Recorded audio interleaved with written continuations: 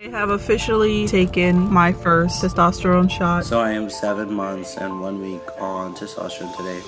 At that time, did you feel so relieved or happy? How were you feeling in the second video? By 14, I felt like I was supposed to be a boy because boys won't get hurt. Boys do the hurting. I met with one endocrinologist just one time, and that was enough for them to sign off and get me on testosterone. 7 years down the road, after having surgery, it still didn't fix me. Like, what was going down deep in your heart? She wanted to become a man so that she would never get hurt again. So she transitioned, dropped her family, and married a woman.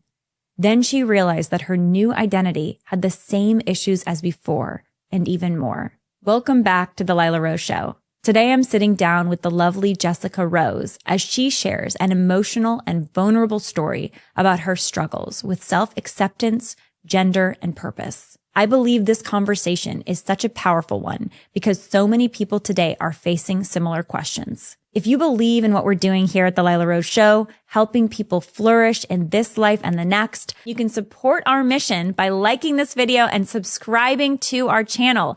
Or if you're on podcast app, leave us a review and share this episode. You can also head over to patreon.com/Lila Rose Show, where we have 100% ad-free episodes, bonus content, and access to upcoming guests for you. And also go check out our new Clips channel, Lila Rose Show Clips. It's linked in the description. Make sure you're subscribed to find all of the best moments from our episodes. Thank you so much for watching, and I hope you enjoyed this episode. Jessica Rose, welcome to the podcast. Hi, welcome. I love your name. Oh, right. I was like, we have to be family somewhere. Yeah, somewhere. Is it a last name for you? Yes, ma'am. Wow, Yes, that's ma'am. so cool. I went back to my original name. Beautiful. Your name is Jessica Marie beautiful. Rose. Thank you so much. Marie is your middle name? Mm-hmm. I love that name. Thank you. It's a beautiful name. I appreciate that. I take a lot of ownership now and a lot of pride in the fact that I am her.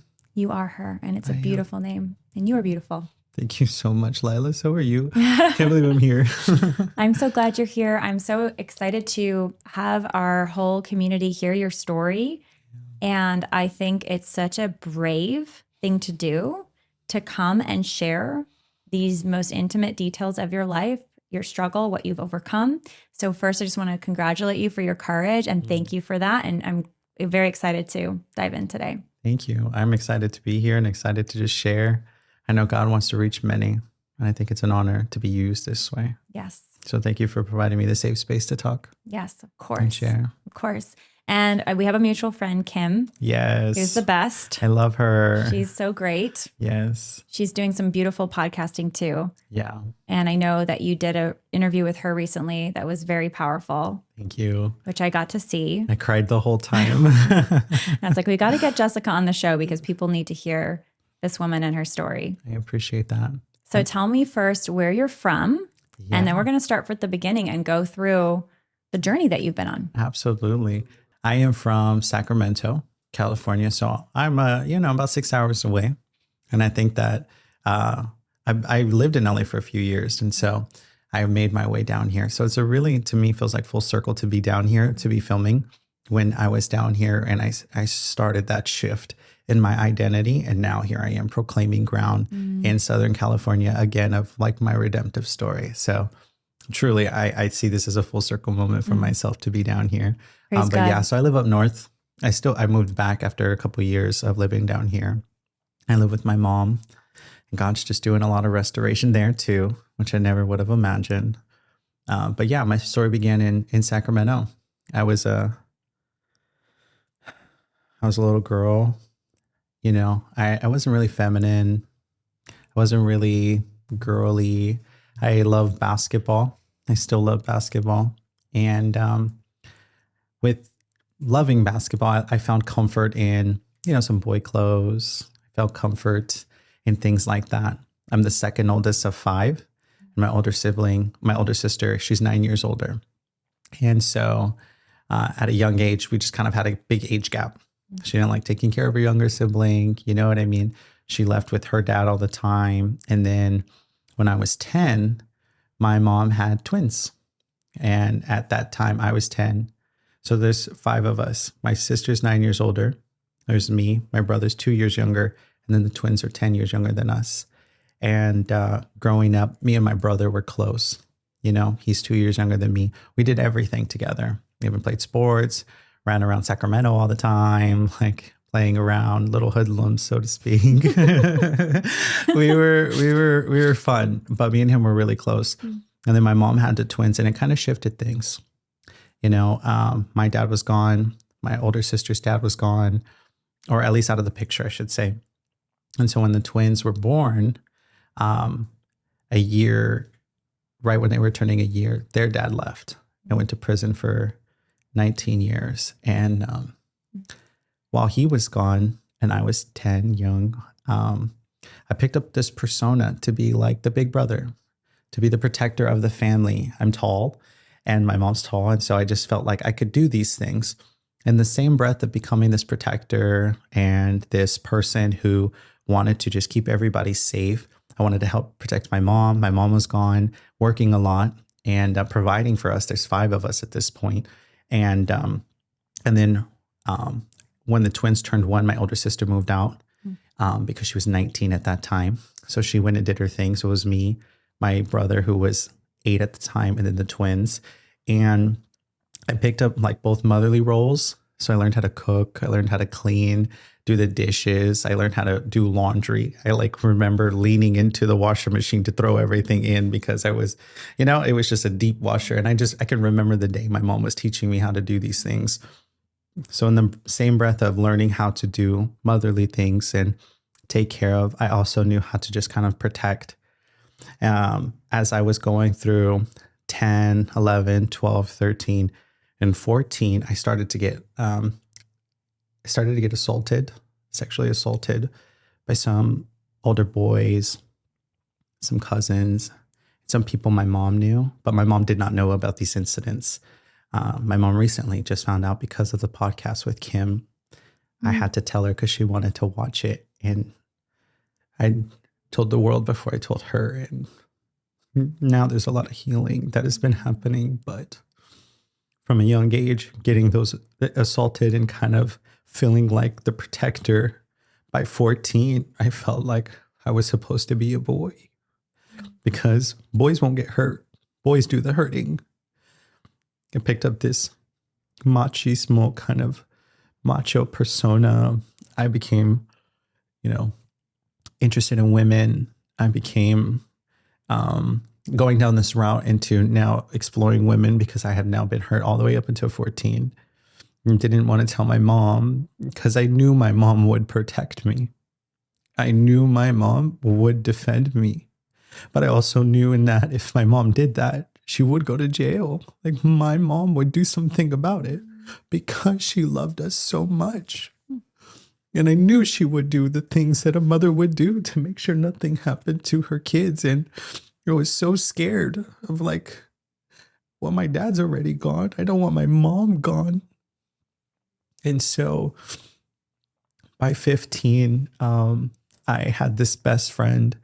And this best friend, we were intellectually interested, but we had not been physical until she had kind of assaulted me in the sense of she took my hand and put it in her pants and made me do the same thing at 15 years old. But in this same breath of confusion, I did not pick up lesbian just yet. There was a term called bisexual.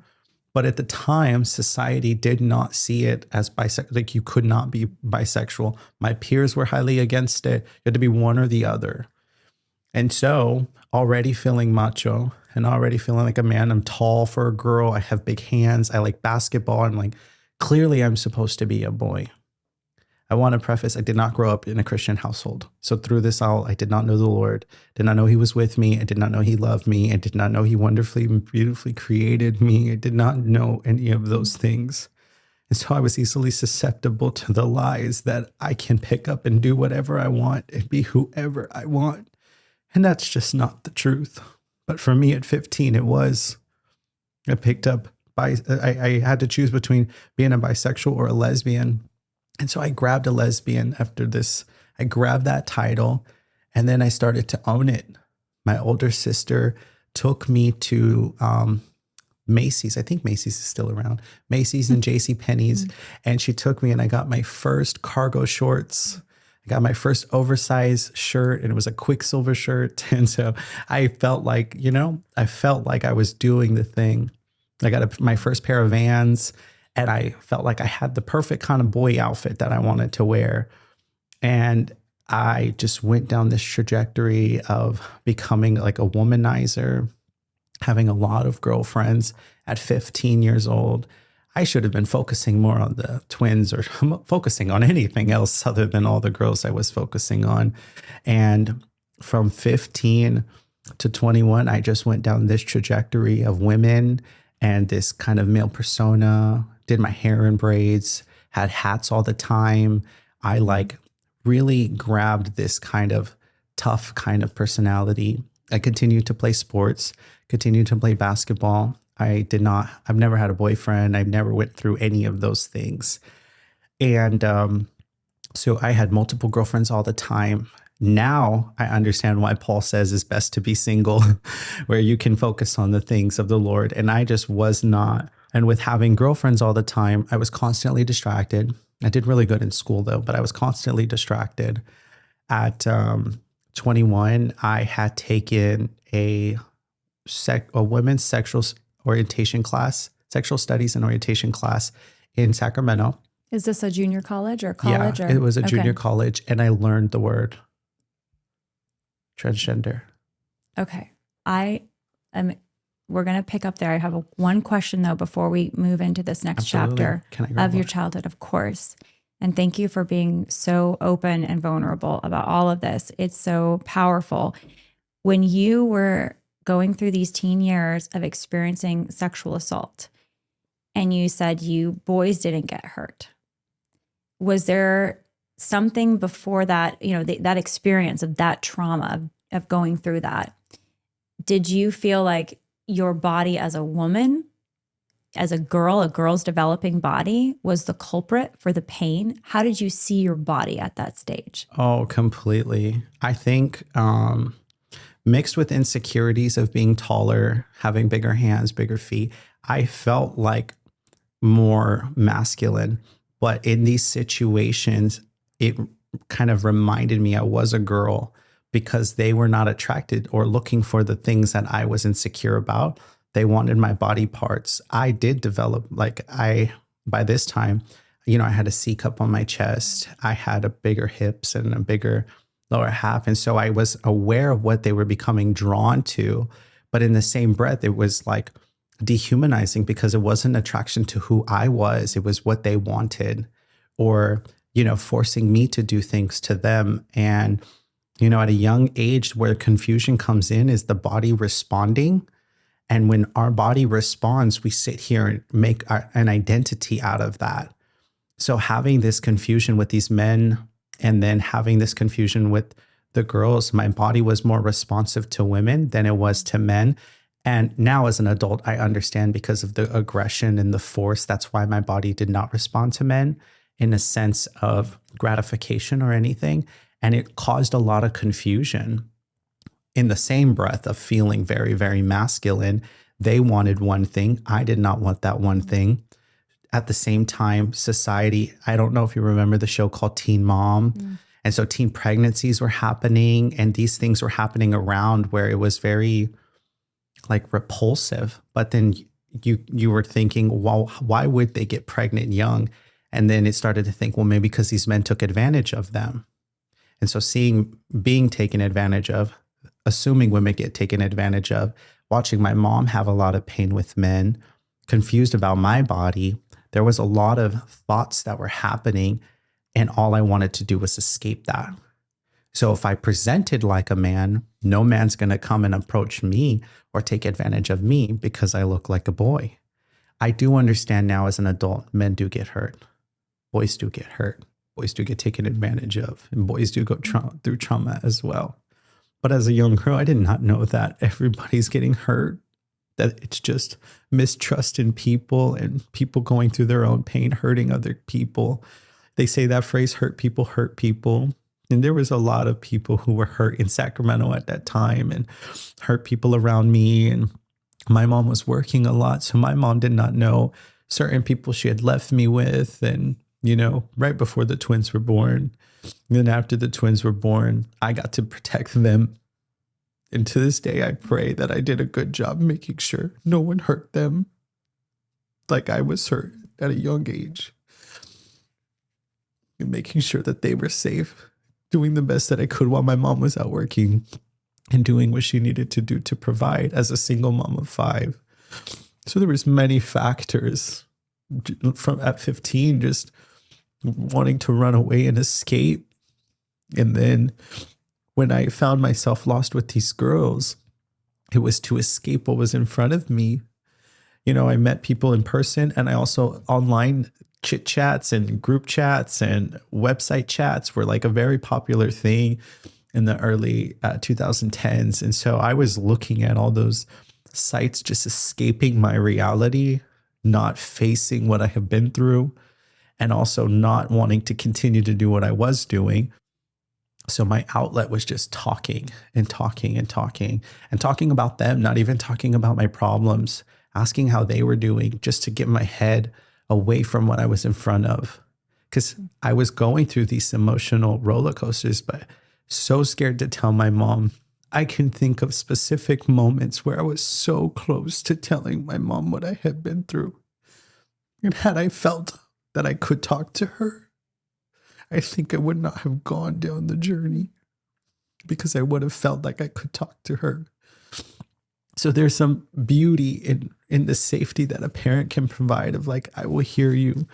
But I had fears that my mom would hear me, but then do something that could cause her to go away because she wanted to protect, because she wanted to be there for me. And so I just had a lot of fear in not telling her, fear in telling her, fear in telling anyone. I didn't tell any teachers, any leaders. I didn't tell anybody what I was going through. And because I took on just this mask of a person and this identity, I tried to grab this fake happiness in being a lesbian. From 15 to 21, though, I went through these, the hormonal changes that happen. I remember being like 16, 17, and I remember thinking a boy was cute. And I remember having the thought of and shutting it down. Like, oh my God, I grabbed this identity as a lesbian. I've told everyone I was a lesbian. How am I now supposed to explore the thought that a boy is cute? And I shut it down and I freaked out. And then I have not had thoughts until now as an adult. I have that attraction now. But at the time, I was so in pride. And people think pride is rainbows and colors, but that's not what pride is. And pride is about self and making self decisions and thinking that I know right for myself. I can do right for myself. I can do these things. And I was making all the wrong decisions in pride. I was so scared to say I was wrong. I was so scared to tell my mom. Often when I went down this lesbian track, she was like, it's just a phase. And that was her favorite thing to tell me. And I'm like, no, it's not, Mom. It's who I am. Again, not knowing the Lord, not knowing how he created, not knowing that people have had these ups and downs desires for centuries. It's just a matter of not acting. And I acted on everything that I should not have acted on. By the grace now I have repented. I have repented for all of that. But at the time I didn't know better. I was so scared of trying to explore with the boy. I was so scared to even explore in my mind, let alone physically. I wouldn't even allow myself to think, what if? I want to ask before we get to 21, Absolutely. You are now in a different, obviously, part of your life. It's post-awareness of God's love for you, your faith, and now your detransition. But when you talk to other people who were formerly identifying as LGBTQ, and do other folks express to you some of what you're expressing to me now about, okay, I labeled myself this lesbian. I do have this attraction that pops in for this boy or this man, but I can't, I have to stick with the label I have, or I have doubts about my label, but I need to stick with the label. Mm-hmm. I do think a lot of people today in that world switch labels a lot because it's like there's so many labels now. Yeah. But do you hear that when people look back on their time being part of that identity and part of that world? Absolutely. When I talk to a lot of overcomers, they were feeling very similar of like, I made this decision. Most of the people I have spoke to in this sense are about my age. So they understood the societal pressures that were happening. Because when I was 21 was 2015. So this is like 2009, 2010, 2011. It was not as loose. There was only a few lesbians in my high school. There was only a few lesbians out. Like it wasn't something that's so popular now. Now I feel like the minority is being straight. You know, I feel like that is the minority. And so at the time, there was only a few of us. So so now when I talk to other overcomers, they can understand what I'm talking about. They felt like they were the only few in their high school, men and women. There was only a few, out gay men, only a few out lesbians. So they could agree in that sense of, well, I had now declared this. Now, as you mentioned, it is very loose. They grab any and every title. There's words to be inclusive for every part of it. And even in that transgender, realm of things, there's called pansexual, where it's inclusive to dating trans people. There's inclusive to just men and women, no transgenders. Like there's so many terms now. Back then, there weren't that many terms. It was literally lesbian, gay, bisexual. And so a lot of us were like scared of bisexual because there's a lot of pressure that had came around that terminology that you were indecisive. You had to take a stance on what you wanted. And that pressure happened to me and has happened to a lot of people. And even now I feel like that specific area is not very inclusive to the whole LGBTQIA plus. It's very interesting because I think that's what I observe from people that have come on the show who are, their experiences more in the last few years is it's a different world. Like you're saying, 2010, 2015, even 2020, and now 2025. Yes. And the experiences and the cultural dynamics are going to have differences based on what was happening during those times, obviously. Completely. And but I think one thing that is consistent is hurt. Hurt and confusion for a lot of people for different reasons. Completely. And then attracted to an identity that can kind of help them interpret their own world and their own experiences. Yes. Yes. All right. So 21 years old, you're out as a lesbian. Your mom's like, it's a phase, but she loves you. You love your mom. You're trying to be a good, big sister still. You're identifying as a sister to your younger siblings. You're taking some classes. What happens next? Yeah. And so in the middle of, or in the beginning of the semester, it's in September. So school must have started in August, and we're going through this class. And then I'm dating a girl at this time, and she's taking the class with me. And so when I hear the word transgender, I remember turning back and looking at her like, oh, I felt like it was an aha moment. It was a light bulb clicking. They broke down body dysmorphia, dysphoria, and transgender. And this body dysmorphia and body dysphoria are in your mind. And transgender is in your mind as well. But it's when you do not feel that your mind and your body are aligned and you can do something about it. Once I found that I could do something about it, this was in September, and it was September 19th because 2 days later, it was September 17th because on September 19th, I cut my hair because it was right before the twins' birthday party. And I was like, I'm going to do it. I found the word. I can become a man physically. I can look like everything I feel in my head. Again, all caused by trauma, but I can now make this all aligned. October, this is all 2015, 21 years old. October, I came out. November, I changed my name. And by December 21st, 2015, I was on hormones. And I have a video of that day. I took my shot and I was doing a voice recording essentially. And I recently had found it, and it made me so emotional to think of what my voice sounded like before I did everything that I've done to it. But I still find beauty in what it is now, in the name of Jesus. Amen. You know how much I love and support EveryLife.com, America's only pro-life diaper company, and also its fastest growing diaper company. I use their diapers for my 1-year-old and their pull-ups at night for my 3-year-old. Well, now the great team over at EveryLife has officially launched something new. They've created EveryLife Women, a clean, premium feminine care line designed to honor women the way God intended. I've tried these products and they're great. Their pads and tampons are thoughtfully designed with 100% certified organic cotton. Every Life Women brings uncompromising integrity together with comfort and care that you can count on. No harsh ingredients, no toxins, just products that reflect dignity and the truth of who we are as women. Also, super cute and classy packaging. You can try Every Life's new feminine care brand, Every Life Women, with my code Lila for 10% off your order. Thank you, Every Life, for helping women in every season of their life. Visit everylife.com/Lila to shop now and use the code Lila at checkout. 7 Weeks Coffee is America's pro-life coffee company on a mission to fund the pro-life movement and help moms and babies in need. What I love about this coffee is it is from the top 1 or 2% of beans in the world, and it's also mold-free, pesticide-free, ultra-low acid, and organically farmed. And this is where you and I come in. Not only can we subscribe to 7 Weeks Coffee and get the most delicious coffee delivered right to our door,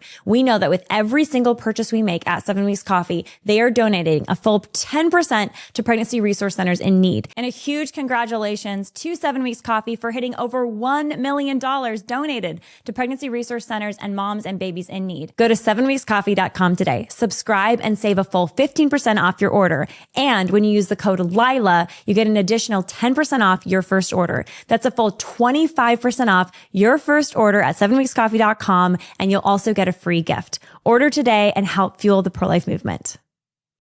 A huge thank you to our sponsor, We Heart Nutrition. We Heart Nutrition is America's premier pro-life, family-owned supplement company. These supplements are made in their most bioavailable form for your body for easy absorption and digestion. When I remember to take my vitamins, I feel it. I feel less brain fog, especially when I take the magnesium supplement. And when I forget to take my vitamins, I feel it. And they have a new product over at We Heart Nutrition that I'm excited about. If you know somebody who is concerned about their bone density or their bone health, there's a specific product for your bone health. It's for men and women ages 40 and older. Go to weheartnutrition.com right now and take their 20-second survey to find out the best supplement package for you that is specialized for wherever you are in your life, wherever you are with your health. That's weheartnutrition.com. Use the code Lila at checkout for a full 20% off your order. So I'm 21, and by the end of the year, I now have grabbed this identity. In December, to start hormones, I met with one psychologist and I met with one endocrinologist.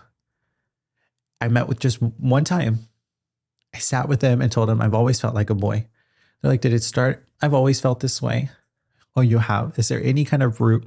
I will say at the speed of that, I was going at my level of honesty and transparency. I didn't break down the trauma. I just was like, I've always felt this way. And that was enough for them to sign off and get me on testosterone. So I then proceeded to be on testosterone for 6 years. In the first year, I had experienced a lot of body changes. You know, they tell you like a quick synopsis of what could some of the side effects, but they don't emphasize anything. One of the things I've realized now is I was not depressed or suicidal before testosterone. And one of the things that they say now is that people are that way and thinking that testosterone is going to make that go away. Testosterone and estrogen does not, as a cross-sex hormone, does not make depression or suicide go away. If anything, in your first stages, in the first year, you experience high levels of depression and suicidal thoughts because you have an irregular system. As a woman, I had high estrogen level and lower testosterone. We have both, but I had high, right, as a born woman. And your body's going through this fight and going through this balance of trying to now have more testosterone than estrogen. And so in that first year, that's not just, okay, your levels are changing. That's your body changing. You're literally sweating more. Your hormones play a big part in your body. So you're sweating more. Your thoughts are crazy. Your mind is going really, really wild. I became anxious. I became suicidal. I was like wanting these results. I was constantly staring in the mirror, trying to achieve these goals. And in my thought process, I took testosterone to look like the man.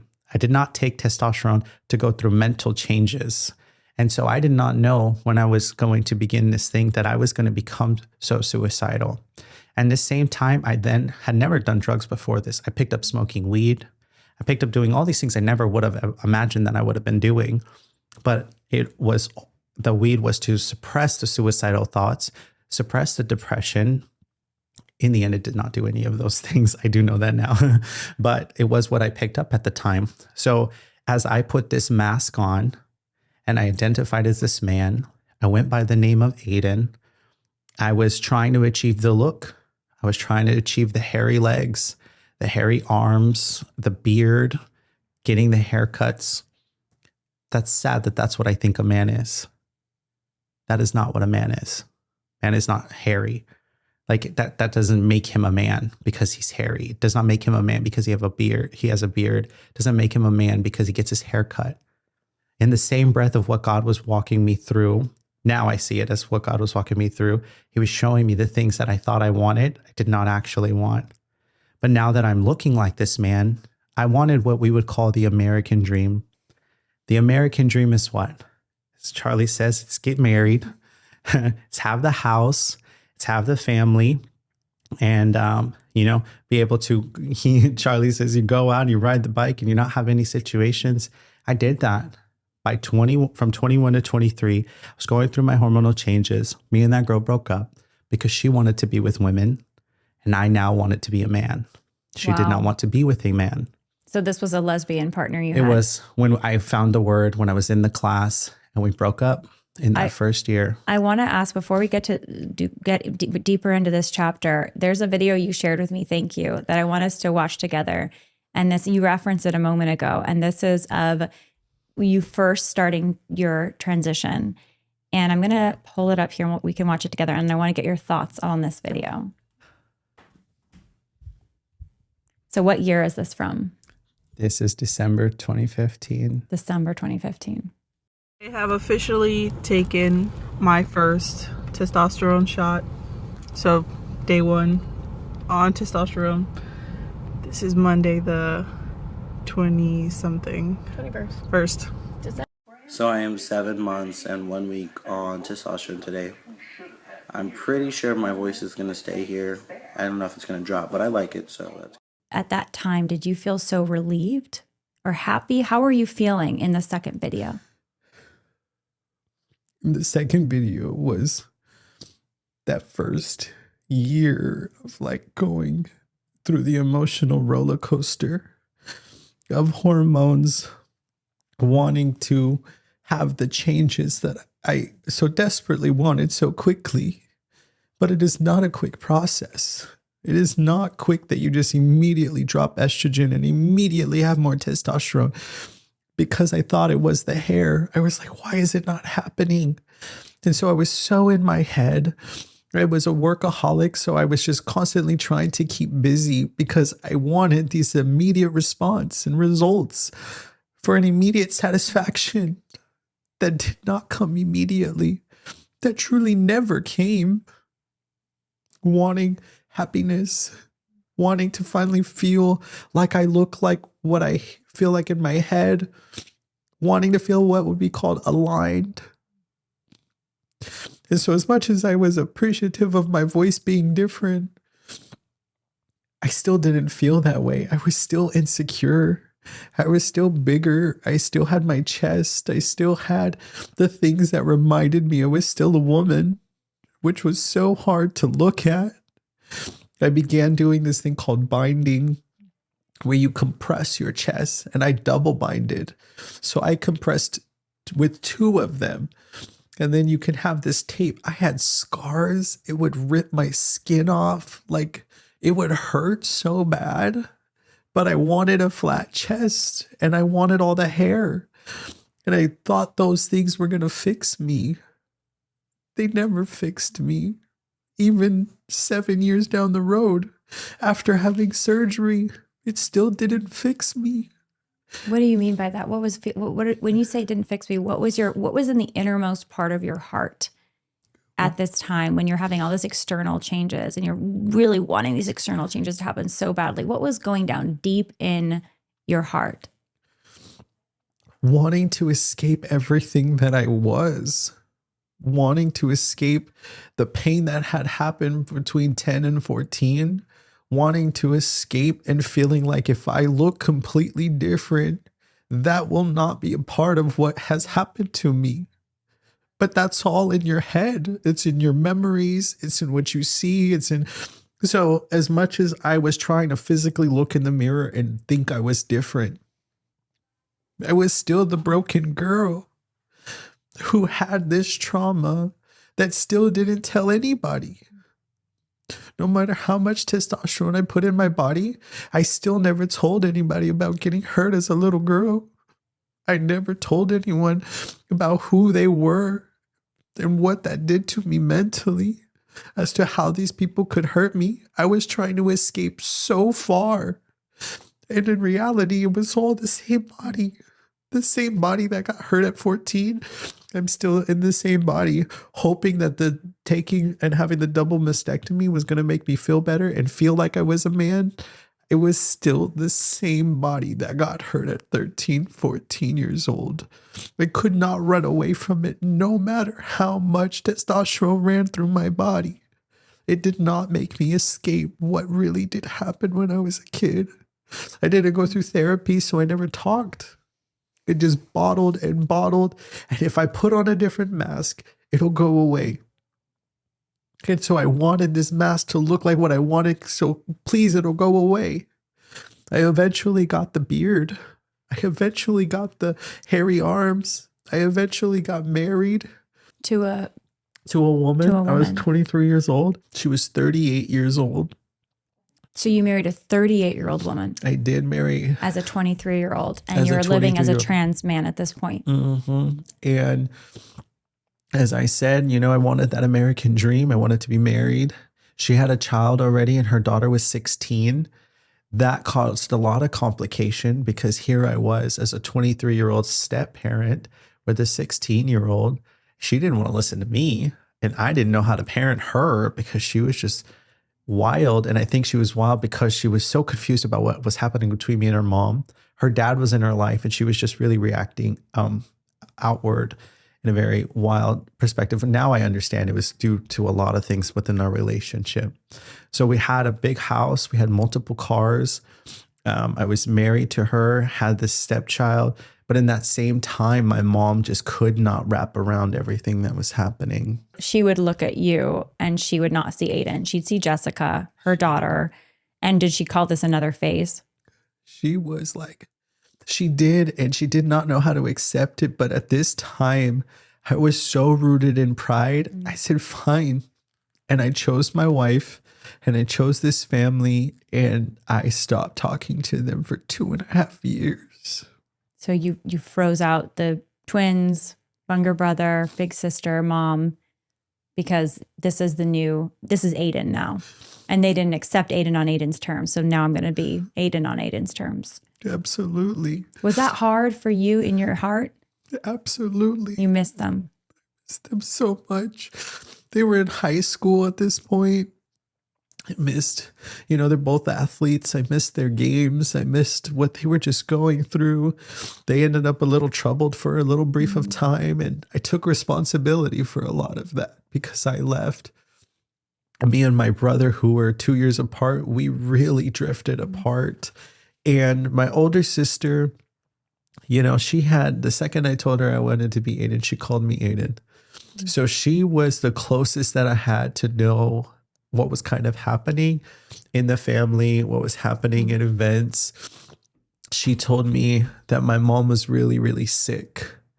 And my mom had to go through, like radiation and all of these things. But I still never apologized to my mom. And you say apologize because she would not call you. Was it a dead name issue? She refused to call you Aiden? Correct. And that was like a boundary you draw. You said, unless you call me Aiden, I'm not going to be in contact with you. Yeah, we had that situation mixed with, she really did not like my wife. She didn't like how she was. She didn't like how she kind of parented. She had a lot of commentary. And I felt like my back was against the wall. Now here's this woman in front of me who accepts all of these things about me. And my mom who's really against everything. Was she like a mother figure, the wife? In the end, I realized that. She was like a new mom figure to you that was going with whatever space you were in, whether it was Aiden, lesbian, trans. Yeah. In 2018, I had top surgery and she was there for that. She was there. I wasn't talking to my family, but she was there for, my ex-wife was there for that. And come 2019, I had just, thinking all those things would fix me. 2019 comes and I just still don't feel happy. But I'm in my own, in the garage. And I remember thinking to myself, she's like a mom. And I have this like realization. And one thing about me is if I think about something or it's on my mind, somehow, some way it comes up in conversation because it's just right there. And in this situation, I just did not want, how do I get a divorce now? How do I leave this situation realizing I'm with this woman because she's like my mom and a better version of my mom? I now chose her over my mom. We now live away from my family. I'm isolated with her daughter and by her family. I'm like, how do I get out? I got married at this point. I got married in 2017. By law, you're married. By law. No, now I'm divorced, but yeah, by law. At that time, yes, I was married. And so I'm committed. So 2016 was the first year. 2017, I met her in April. She moved in with me 2 weeks later. We were engaged 6 months later. And by November of 2017, we were married. And it was just this rapid, quick, but everything I've done was rapid. Mm-hmm. Once I found the word, instantly, boom, started this process to transition. Once I found someone to love me, boom, started this process to marriage. Thinking all of these things are going to fix the brokenness that happened between 10 and 14. So come 2018, I had my top surgery. I tried to, be present in my marriage, be present in this, still going through my process.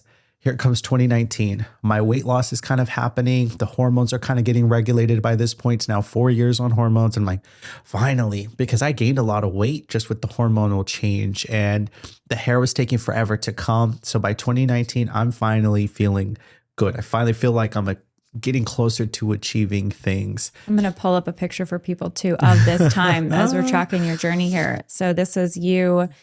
I think we're going to pull up the picture. Early 2020. Yes. Yep. So in this photo, so people, when they see you, they think this is a man. There's no doubt about it. My voice was deep by this point. My beard was on point by this point. Tell me, for folks listening, because this is also, I think, a powerful education in what so many people are being influenced by today and young people are going through today. So so you're on cross-sex hormones, you're on testosterone now. At this point, you've been on them for 4 years. Almost going on into the 5th year. Yes, because it started 2019, completed the 4th year. What other surgeries or treatments have you had at this point? At that point, I had just had a double mastectomy, free nipple regraft. And by this point, I had 3 hysterectomies scheduled and was going to begin the process of what is considered phalloplasty. And phalloplasty is the attachment from a skin graft to attach to create, can I say it? That's okay. Yeah. Fake male body part. Create a fake male body part. Correct. And the first stage is having a hysterectomy. And then the next stage would be to close everything up. Then the next stage would be to redirect your urethra. And then you get the skin graft. And as I continued to think about this process, there was people at this time, there was like a move of us, like we all followed each other's journey. We all watched each other on YouTube. We all kind of saw there was somebody ahead of us who had gotten bottom surgery is what it's called. And in his process, he has so many complications, so many, because everything I described, you cannot get it in one surgery. You have to have the first stage, go through 6 months of healing to make sure your body's healed. Then you go through the next stage, go through 6 months of healing. If you don't have any complications, this friend of ours had so many complications. What are some examples of complications from the steps one by one of bottom surgery? So some of the complications are like your body doesn't actually internally heal. You would think you're relocating the urethra from where it's at, extending it, moving it, and making it somewhere else. And if the skin does not take, they take from the inside of your mouth to kind of extend the clitoris to kind of help with everything. Testosterone already makes it go from something little to a little bit bigger. They take it from your mouth to kind of add towards that. And in that, the skin graft could not take. You could scab up really bad. You can get infections. And these are internal infections. And so the friend of ours was in the 3rd stage, and he had a colostomy bag because he was not able to function from anything. Everything had to come out of his side because all of his body was not healing. The stages just were not. And so this was a woman who was trying to transition, and you're following each other's journeys because you're creating social media content. Oh, so he's on. We're all it's watching a she, it. but he is identifying as a he is on TikTok. Yep. But she ended up with a colostomy bag. Yep, because that function could not work because they needed it to heal. So you cannot have anything going into your lower body part that's going to cause you to get infection. And feces it's in that area, will cause infection. And in the urethra, you can get a UTI. Everything like that was happening. And to this day, he has complications and he still lives the life. But now he influences people to not get it. So this is a woman living as a man, still identifying transgender, but saying don't do bottom surgery. Correct. Advocating that not. And so it's an interesting pray that way. He can detransition and completely find in the deep name healing. of Jesus. In the name of Jesus. Are you in touch with some of these folks from before, or a lot of people have kind of stepped away because many people have been detransitioning, Lila. It is a move that is happening. God is doing something, but not everybody has detransitioned because of God. People detransition because they're having really bad health risks. People are detransitioning because they're having really bad mental breakdown. And they want to still be this quote unquote identified as a man, but they're fine not being on the hormones. Right now, if you did not take hormones and you wanted to be a man, you're going through a whole different process. But now that you've started hormones, you've got your body in this irregular system and it's causing you all these complications. The last thing you want to do is stop, but you have to. I have a friend, I got to see her yesterday, and the start of her detransition was because of health risks. In her stopping, she realizes that God created her beautifully, and she does have a lot of side effects. She went through a couple stages already in that bottom surgery, so she did not complete it, but she does have to go through her life now with a few stages done. And I believe in the coming days, we will have doctors who can help. And we're going to get into the lack of help and the eventual help you found. I know we're going through this incredible story, your story piece by piece. I have one more question though, before we go to the next chapter. Yes, ma'am. I think people need to know this. I think it's important. So if you're willing to share, you've touched on it already. Can you explain, you mentioned a few stages, but you said there's several stages of bottom surgery. Yeah. And you talked about, repositioning their urethra. We talked about skin grafts to, build, phalloplasty to kind of build a body part. Can you give us, if there's like 4 stages, what are those stages briefly so that people just understand this is what is typically being offered to a young girl who is now thinking they're a boy, and this is the menu basically that's being offered them. What was offered you? Absolutely. So the beginning stage is the hysterectomy, which is to remove from your inside. And so when you're removing that, you're removing, everything, ovaries, fallopian tubes, everything. So no fertility. No fertility. You're completely taking everything out and eliminating that chance ever. And that's stage 1. Stage 2 is the closing of the vaginal opening, like sewing it completely shut. In the thought process, you're like, well, what would happen with the menstrual cycle? What would happen with the blood? What happens with the overflow? They don't have an explanation. You don't get like dumped, like nothing cleans out. So, well, if they're removing the uterus first, right? The idea would be you're stopping up the. Some people can keep it. Yeah. Some people can. They advise not to keep anything. That's why they advise the hysterectomy first. So there's some people that sew up. There's some people that will do a sew up of their vagina, but then they'll actually still leave their uterus. Some people have done that. And you can see the complications just even thinking about the natural body of how that could be. They advise that you get the hysterectomy. They advise for a safer process. You close the vaginal opening, you relocate the urethra, and then you begin the skin graft You can either take from the forearm or the thigh, and they go at a girth that you prefer. They try to go off of your body weight and your size, what would be the most suitable. I want to mention none of it functions. It cannot be erect. You cannot ejaculate. That does not happen to you. You can do the movement. That's it. It does not work. Is there feeling? No. You can't. A lot of people don't have sensation. If anything, it'll be 5 to 7 years before you feel maybe get some sensation. Same thing with top surgery. A lot of people, myself included, cannot feel the nipples when you get it.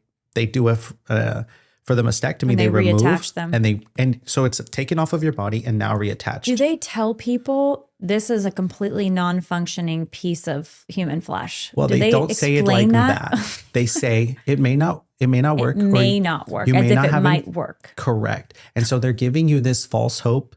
And then if you hear that, oh, my body heals pretty good, so I don't think it would be me. And you're thinking this. You're hopeful. If you cut your arm and you're like, I heal pretty good. I don't have too much of scars. You're not thinking of a physical change to your body in hopes that it can take, but it doesn't actually work.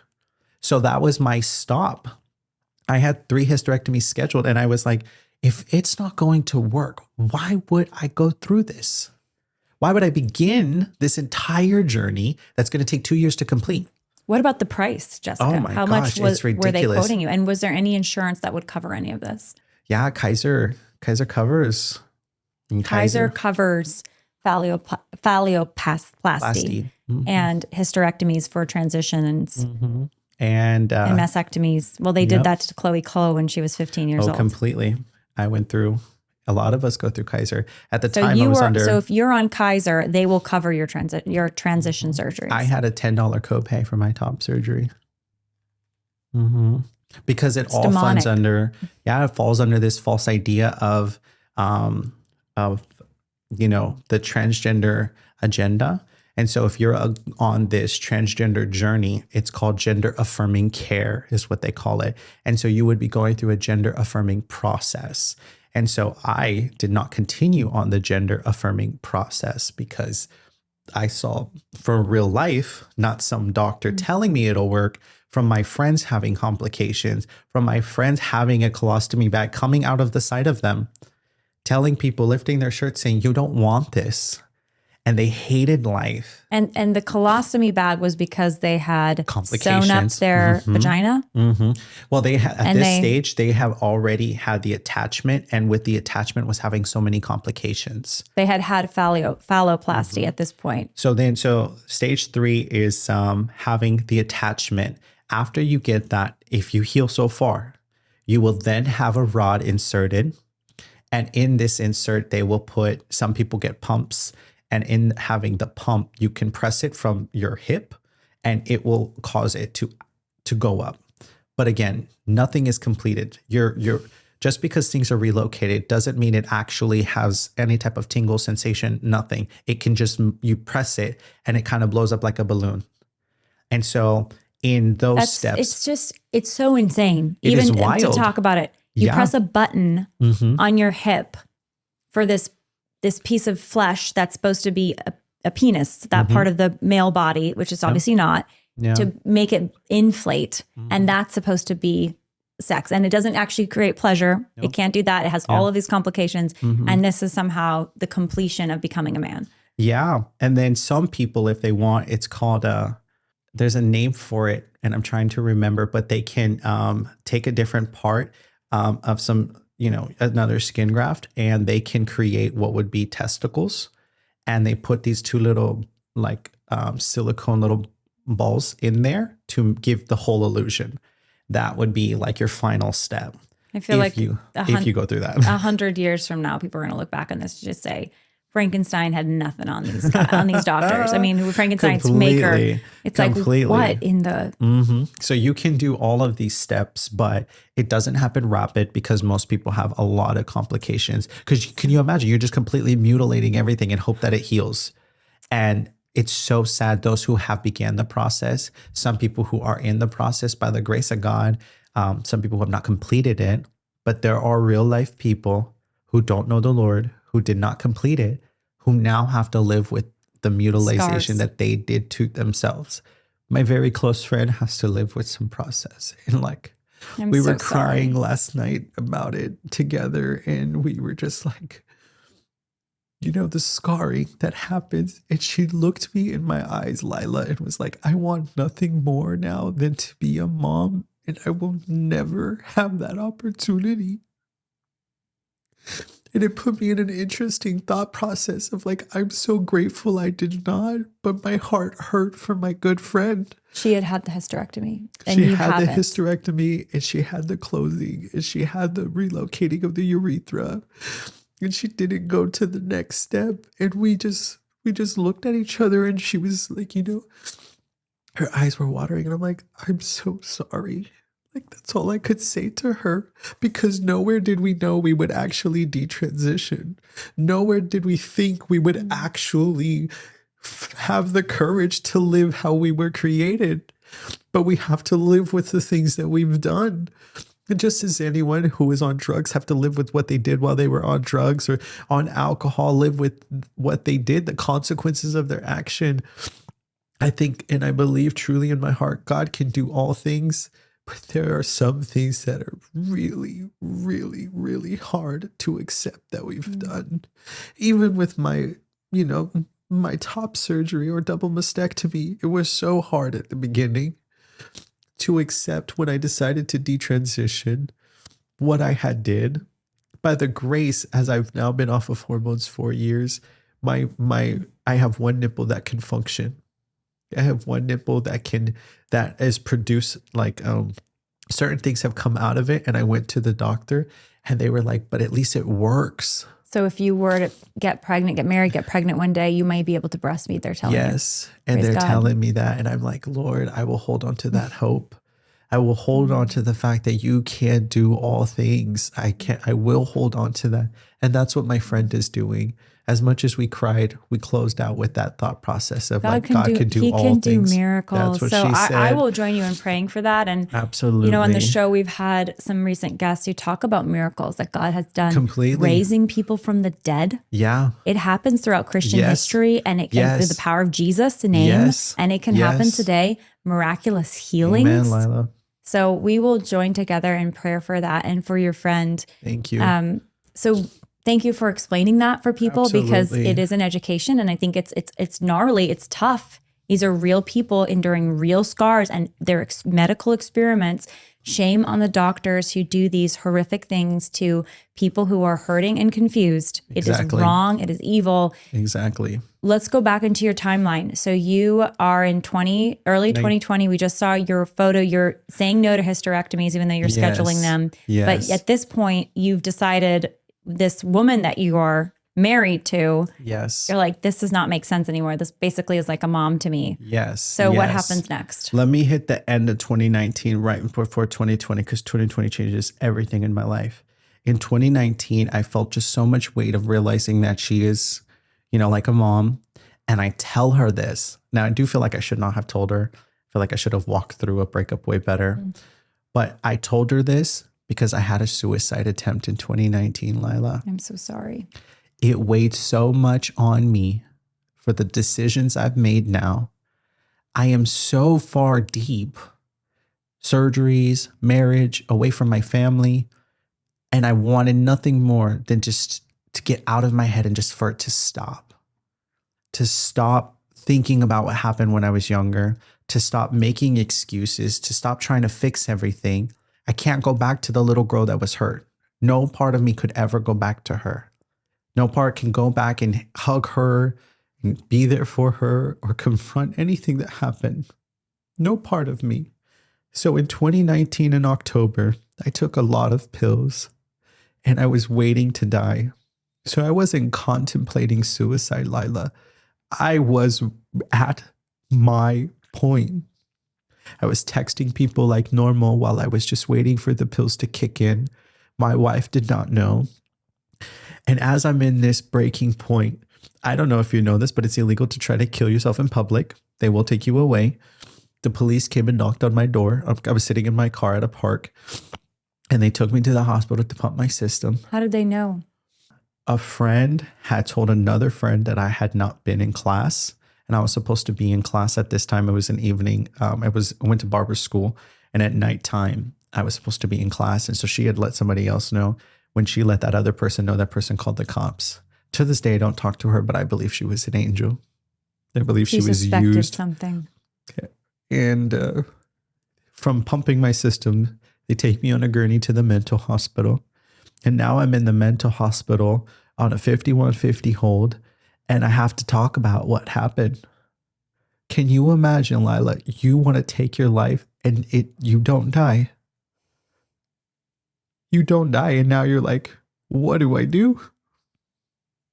I wanted to not be here, and now I have to face everything I just tried to run away from.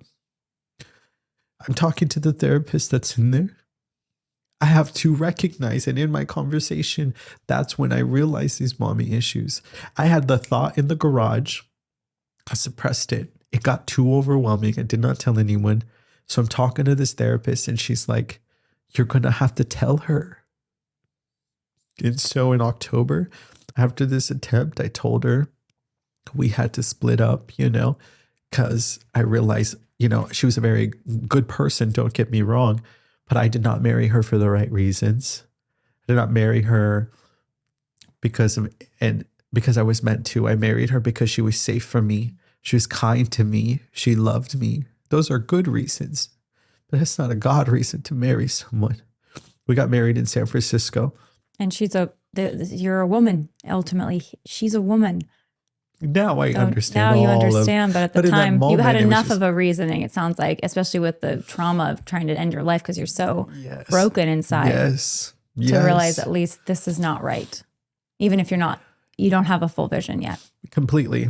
And while I'm in the mental hospital, I have a phone call with that friend who called the cops. And she didn't say God, but she did say, there must be a reason that you're supposed to be here. And I said, you're right.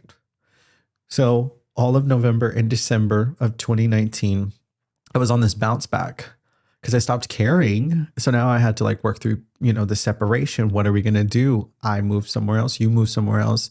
How about you move with your parents? Because I'm not talking to my mom. I kept the apartment that we had because there was a couple more months left on the lease.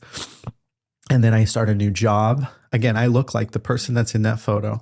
So come February 9th of 2020, the last week of January, I started a new job. The first 2 weeks I'm there, and I should have paid attention to the things around me. There was Christian signs on the wall. There was low Christian music, but I never paid attention to these things. On my second week in the job, the owner of the company came and I was sitting like this at the desk. He pulled up a chair right next to me and he shared the gospel with me. He shared the gospel. He did not know I was trans. To this day, I don't know if he knows. We lost contact before I detransitioned, but pulled up a chair next to me.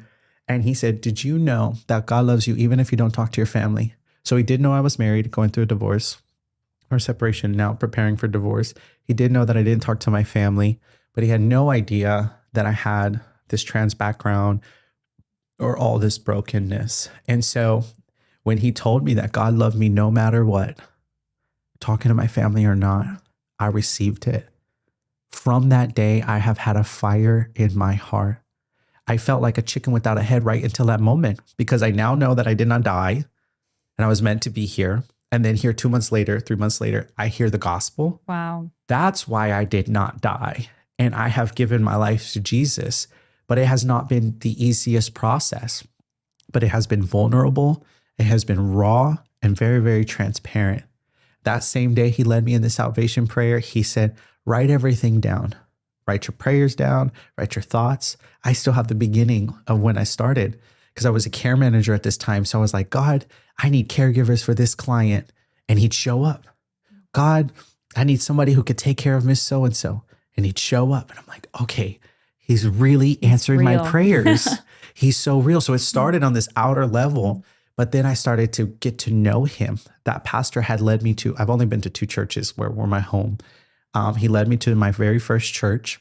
This is all in Sacramento. And I went to church and again, they did not know, but I was not on social media. So telling people I was trans, So that came at a later point, telling trans and Christian. So at this point, I'm just living as quote unquote a man. Everything is now unlocked on certain things on my phone, but for the longest, it wasn't. I just lived as a man. I didn't tell anybody. So at this church, they were all for me. Like they were all for my journey. They could see the fire. They could see my desire to know the Lord. I was at the altar crying all the time. I was very vulnerable. I became an usher in the church. I was still going to barber school, and I met a woman in barber school, and she came to church with me, and we both sought the Lord together. And so now in 2020, we're pursuing the Lord together. In that picture is actually the bathroom of that office. And we're pursuing the Lord, and we want to get married now because before the Lord. Does she know that you were trans? She does know that I was trans. And so, but we together are now pursuing the Lord. I'm doing this the right way. I have God in my life, someone closer to my age. I'm thinking I'm doing all the right things. Our wedding was supposed to be December 4th of 2020, and it was a Friday. On Monday, the Lord tells me, you are either going to hurt her now or you're going to hurt her later. This is 10 months of following the Lord. And I hear him tell me, I'm either going to hurt her now or I'm going to hurt her later. Here I am now in 2025. I understand what he meant by later. I called off the wedding. I had no idea I was going to actually detransition. I didn't know any of the things. That took a lot of courage to listen to that. Girl, that was the Lord. That was the Holy Spirit telling me. Thanks be to God. I knew the certain feelings. I started to discern. They were like, pay attention to when God tells you stuff.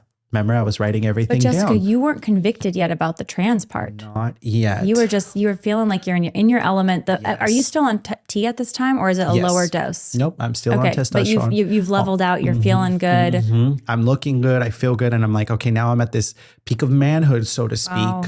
Marrying a beautiful woman. Like I'm thinking I'm on the trajectory. Now I have God in my life. I'm doing this the way I'm supposed to. But did you and this woman keep it a secret because you weren't telling people openly you weren't coming out openly as trans Correct. At this point? Because I just let go of the trans identity. Wow. You're just like, I'm a man. Like a man. I was like, what we would say on social media and stuff is we did not transition to talk about transitioning. Now it's very, very funny, the life I lived to talk about transitioning, but I did not transition to talk about transitioning. I transitioned to live as this man, period. I dropped trans. I took things off of my social media that said I was a trans man and was just a man. And as I'm with her, and then we break up, we tell everyone we broke up because of COVID. So we wanted certain people at our wedding that could not be there is what we started telling people. So this was December of 2020. By February of 21, we were officially like broken up, but we had like did it in like a soft way. She was on the worship team, so she stayed there. I think she even still goes to church there. So by February, I was like, okay, I need to be the one to leave. It's going to be awkward for both of us.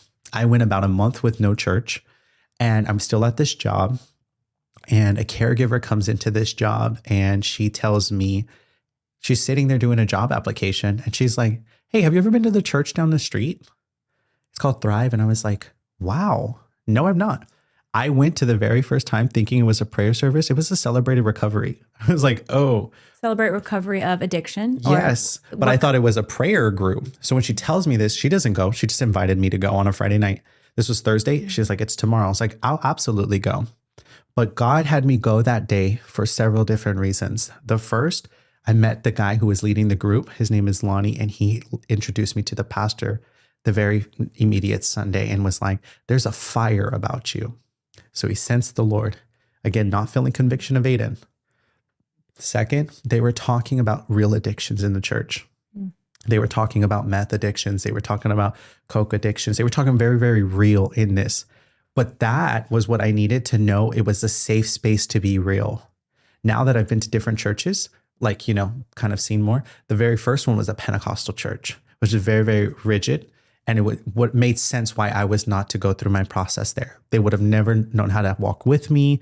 They would have never done any of that. So this is a church that specializes in people that are recovering from all different kinds of addictions? It's just a very, very honest, vulnerable church. The other one was like, a couple families and all their kids and generations. And, I'm not saying anything negative of the church. It just would not have been the place I would have needed to detransition.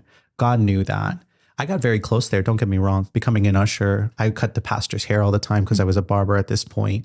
I got very connected with everybody. But once the divorce, once the separation and not actually going through with the marriage, I knew I needed to go. She was on the worship team. They can get a different usher. She was on the worship team. So here I was now in April of 2021. And, you know, just hearing how real they could be. I didn't feel to talk about the trans thing yet, but I did hear how vulnerable people could be. When I went on that Sunday, they were in like jerseys and cargo shorts, and it was it's considered a non-denominational, very just loving church. And I started going and I felt very kind, received a lot of kindness there, received a lot of love there. I sat in the front row. I still sit in the front row in the same spot I've done my entire journey. So here's April of 2021. I'm on this journey, getting closer to the Lord. The pastor sees the fire. Everyone sees the fire.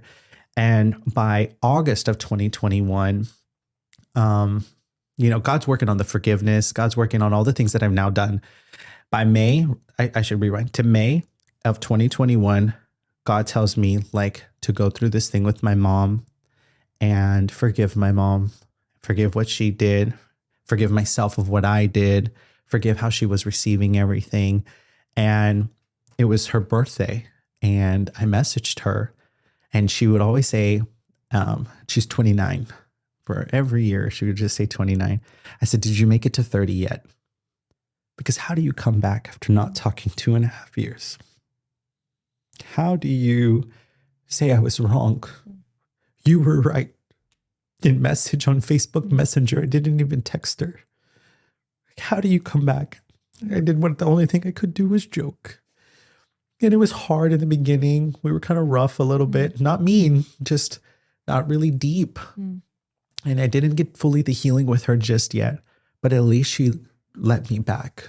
And was she accepting Aiden at this point? Was she calling you that? At this point, she said, well, at least he's not, at least she, but he is not married to this lady that I didn't like. Yes. And it sounds like he's finding God.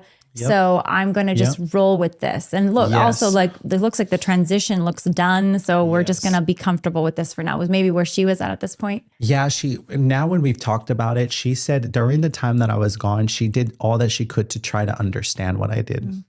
She's like, I would watch videos on YouTube. She would tell me that she would watch the show I Am Jazz so she could understand what was kind of happening into my thought process. But here's where it gets hard because now I'm talking to her again. She's telling me she's understanding.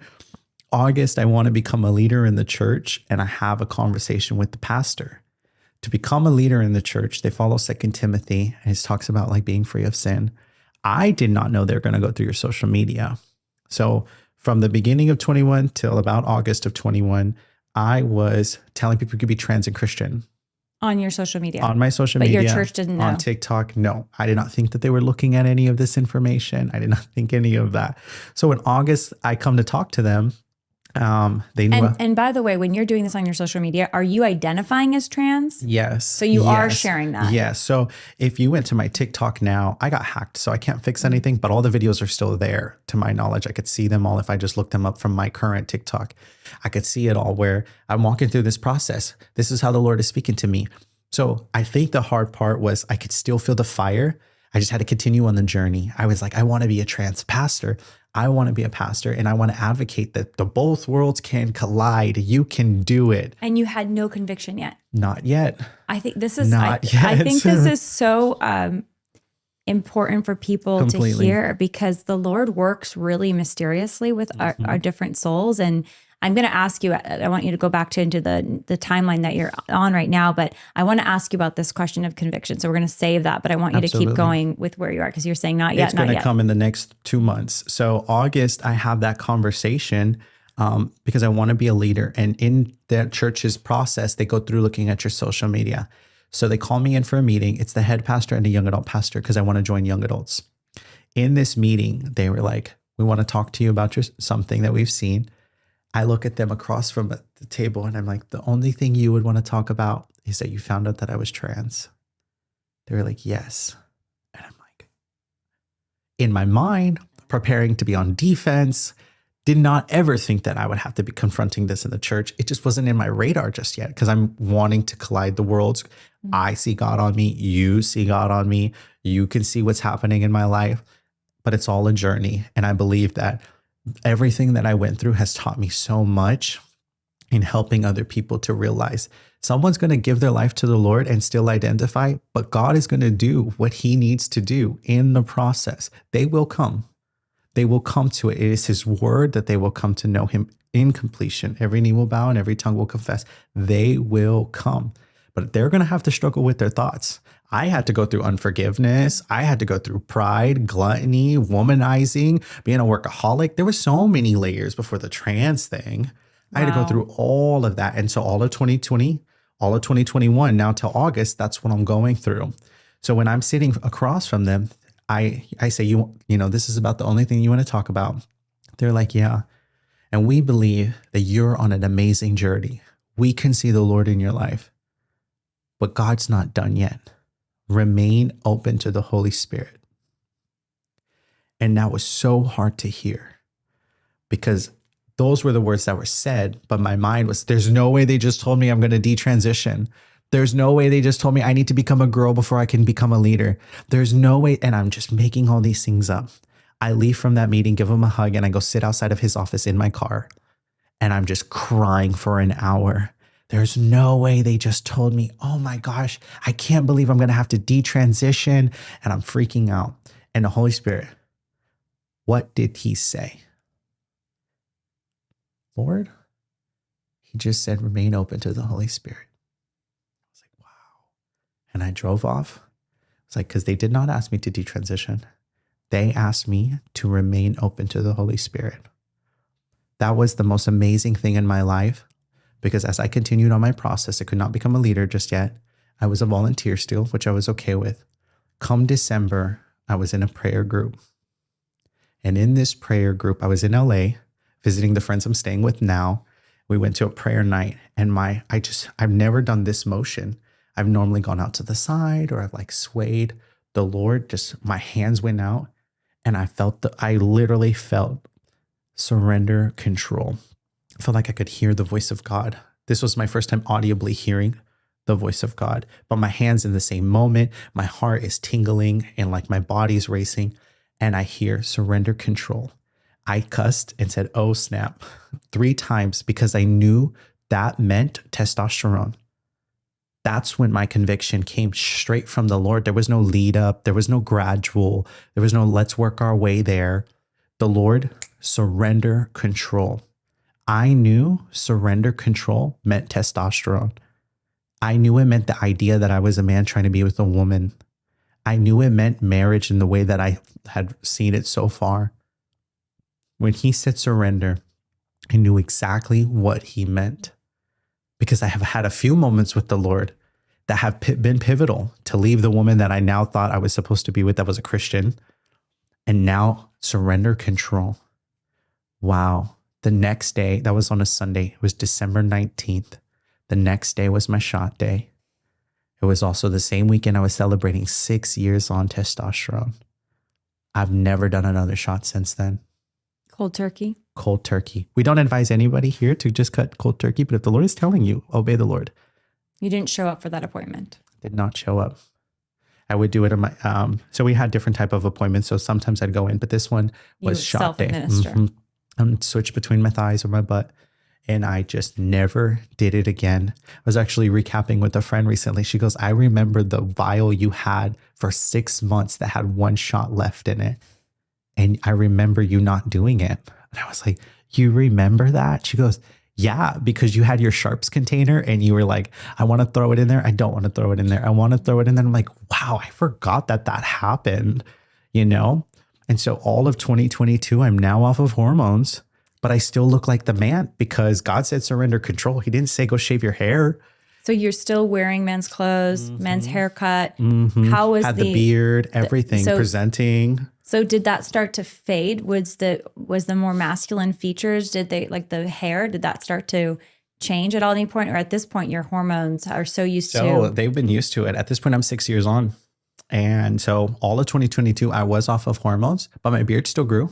I'd shave it down to a 1 or like trimmers or just do like the goatee and it'd grow back. Why? Because my body was so now used to this. The production was there. I still gave myself haircuts. At this point, I built a mobile barber shop. And so I'd sit in the shop all the time. I'd do self cuts in the mirror. And so in February of 2022, I went to a young adult conference. And at this young adult conference was the first time I ever heard anything LGBT related in a church. So mind you, nobody knows I stopped, not even the pastor. But had I not listened to what the Holy Spirit said, which was remain open in August, I would have never received what the Lord said in December. You received Jesus into your heart at how many years at this point? It's been 2 or 3 years. At this point was would have been 2 years. And had you been baptized? I had by that first church. The pastor felt he was like, I feel God telling me I need to be the one to baptize you. Had no idea my journey. So you were baptized, received Jesus. You're going to church. You had never heard transgender, homosexuality, sexuality, marriage. It had never been preached about. Not ever. At the church after 2 years of church. After 2 years, I've never And so you're thinking you could be trans and Christian, of course. Because nobody called me out. Wow. It was not said. And so we understand now, here we are in 2025. Now we understand the shake and why we need to speak on it.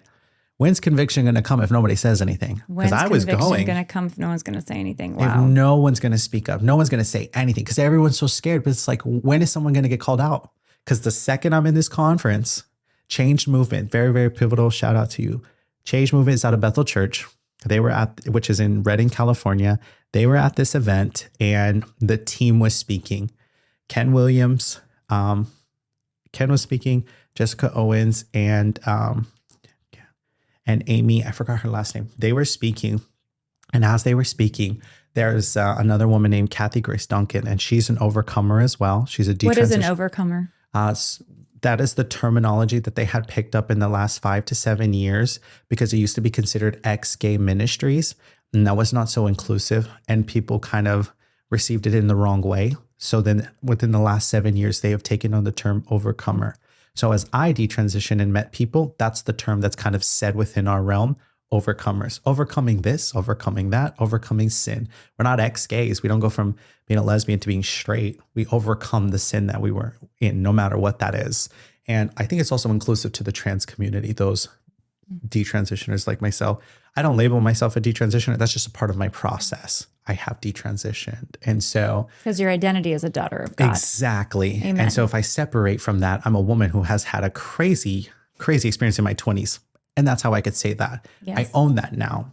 And in this moment, you know, it's always been December and February that's just kind of been pivotal for my life. And so December, I surrender. February, I hear it at this conference and they're just talking honestly. Kathy Grace Duncan is the representative specific to being a detransitioner.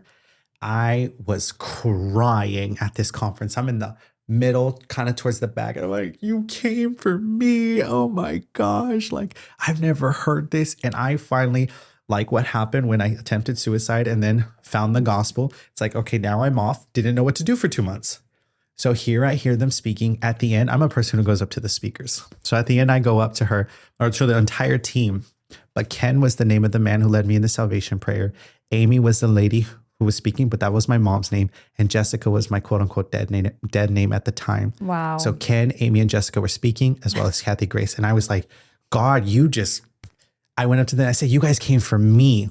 When Ken tells the story, he said his assistant went up to him and was like, this woman wants to talk to you. They knew you were a woman. Well, I said I was a person who's living as a trans. Wow. And so they went and told him. And so when he tells the story, he's like, they said this woman over there and you look like a man and I did not know. So every year we go to this conference still and we take pictures every single year of just like, wow, we cannot believe what has happened. Because I have a full beard still. I have a bald fade at this point. Like nowhere would you have guessed this. I'm in a suit. You know what I mean? Like they would have, and I'm just weeping and I'm weeping. And I'm like, I didn't know what to do. I've now been off of hormones. Where am I supposed to go with this? Ken gives me his book and his book is called The Journey Out. And it's a beautiful story of his life. And at the end of each chapter is like an application and it challenges you. And so I read it all of 2022. So I'm off of hormones. I now have this book to guide me, but I still look like a man because God didn't say like, cut your hair, grow God didn't say that. Like it was me Put on a understand. dress. You know what I'm saying? That would have been so awkward for me. I didn't tell anybody. I just was off. And my best friends that I'm staying with now here in LA, they were the only ones to know. That was it. Like I didn't tell anybody. I now have moved in with some of the people from the church and we all live together. So we're kind of like in a young adult house. They're the only other people to know. But they didn't know how to help necessarily because they're like, you're listening to the Lord. Keep listening to the Lord. I'm like, okay, God. And in this book, it's breaking down, like Ken does a really good job of talking about his story. And then it's like, well, where did that begin for you? And now here I am. Everything I shared to you, I realized from this book. I did not go through that entire process thinking, okay, I did this because of this. I did this because of, I just kept going and going and going and going and going and going until I'm reading this book, reflecting on everything I did. It's like you had a new lens for your life A to whole understand new lens, your life. Lila, like a whole new, I'm looking at the little trauma that happened from 10 to 14 or little girl trauma. I'm looking at what happened when the girl experience, because he talks about his first experience. But he uses this word unwanted. He says unwanted same-sex attraction, unwanted. That part I couldn't connect to because my body was responding. So I thought I did want this. So then I was going through this mental thing of, did I not really want it? And it challenged me because my body's responding. So I think it's what I want, but is it really what I want? And then it makes me think about that experience when I was 17, when I thought a boy was cute and I suppressed the thought. I'm like, gosh, what did I really want? What was I scared of? And then that's when I come to realize the societal pressures. That's when I come to realize bisexual wasn't being received well. And I just walk down this whole journey, all of 2022, Lila, single finally, not in any relationship, not trying to get anybody to be my wife, not trying to do any of this. I'm off of hormones and now just trying to figure out what God wants from me, wholeheartedly His, committed to this journey. And by the end by December, that same celebratory would have been 7 years is what I got. It's called a maniversary is what we would call it. And this is the weekend, the same weekend that's been pivotal. 2022, I throw It's a Girl Party. I invited for myself. It's a girl because party it was supposed to be a maniversary, and I invite the pastors of the church that knew. I invited they knew that I was on a journey. They knew I was trans. They did not know that I was going to throw It's a Girl Party. They just knew that I was trans. Where did you get the idea for It's a Girl Party? I would just say the Lord because I have no idea. I have no idea. I'm just like, okay, I'm ready. So I'm going through this journey. I'm like on this process. And I'm like, okay, Lord, like here I am with you. And come December, I want to I'm starting to have conviction. I should say that right before that party, like maybe a month or so, I was starting to have conviction because I'm presenting as a man to everybody. But at the house with the young adults, I'm in leggings. I'm in like an oversized shirt. Like I'm trying to work through just little things. And so I started to have this really weird feeling of living a double life. You know, I'm shaving my face completely for the month of December, because this is at the end of December. For the month, I'm shaving all the way down. I'm like, oh my gosh. I went and got my eyebrows done because they were super thick. And I was going to get my face waxed, but then I couldn't. So I got my face plucked for 3 hours, picking it out and, just trying to work through just some of the things okay, now that I'm going to, I'm ready to do this. How do I do this? And I'm just working with that, doing it at the house. Come December, the end of December, I throw this party. The pastors are there, the leaders that have been alongside me. My mom is there. My little sister's there. The friends that I live with, they're my best friends. They came out from LA to come visit, and the whole house. I have maybe 23 people in our living room. We set up 2 really long tables. I had everything pink, and I dressed like a girl. I had this oversized button-down shirt with some leggings, my hair. I did my makeup for the very first time. Mind you, it looked very, very rough. But I was exploring, and I told them, hey, everyone, you don't know this. I have been off of hormones for 1 year already. Today, I celebrate 1 year off of hormones. And I know none of you knew that because I still presented this way, but I'm ready to be Jessica. I don't know what that's going to look like. I have no idea how we're going to tell the church, Pastor Hector. I have no idea how we're going to do this.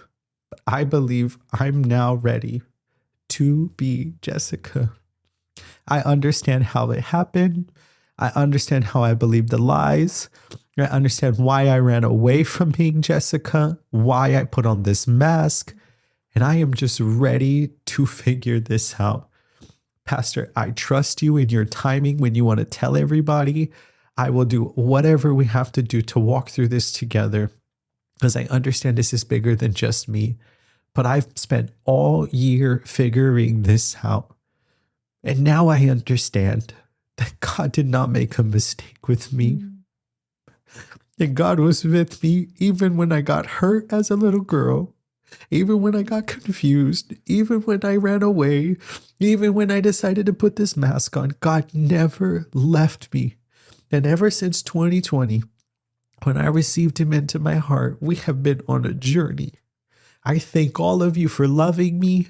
I thank all of you for being here. And I hope we can continue on the journey together. And we hugged, all of us, and cried, and we had fun.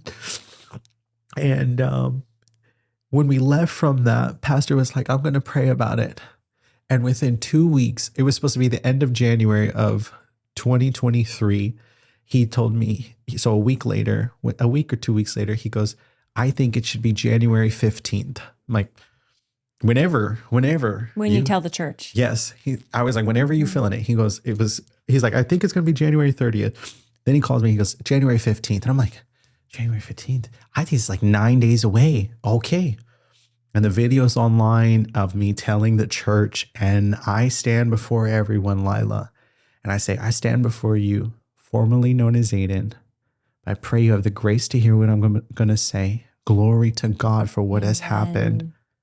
And I take a step back and I step forward, and I was like, I stand before you as Jessica. I was a little girl that was hurt, a little girl that ran away from her problems, a little girl that just escaped everything. I created this identity at 21 with no counsel. I've been on this journey by myself. For the last 3 years, I've been following the Lord. And I've been here the last year and a half at Thrive. And I've been in the front row, understanding that Jesus died for my sins too. That his blood covers me and all of my mistakes. And I pray there's grace on all of you as we move forward. I pray there's grace in you. And I thank you for your kindness when you didn't even know what I was going through. Moving forward, I'd like to go by Jessica, but you can call me Jess. I'd like to move forward with she, her pronouns. And it's okay if it's a struggle for all of us. We're all on this together as we figure this out. I know that I'm declaring my identity right now, and I stand in that. And Lila, I had the most amazing standing ovation full of tears, and cheering and rejoicing and love and support and kindness and lines of people wanting to hug me because they had no idea. All of 23 and 24, I must have gotten over $1,000 worth of free clothes from these women in the church. Wow. That have taken me shopping, that have spent time with me. You know, when they say go take someone out to lunch, these women sat with me, took me to lunch, heard my story, built me up. They became mamas and grandmamas because it's still rough with my mom at that point. And so these women filled in. These women loved on me, encouraged me, and to this day still do that. Is there a video, Jessica, of that? You said there is? Yes. So I pray to God right now in front of all of you that God's grace flood this place. So if you see me and you call me Jess, or you slip up and say Aiden, that's okay, because I know that I'm obeying by standing in front of you and declaring my full identity back. So thank you all.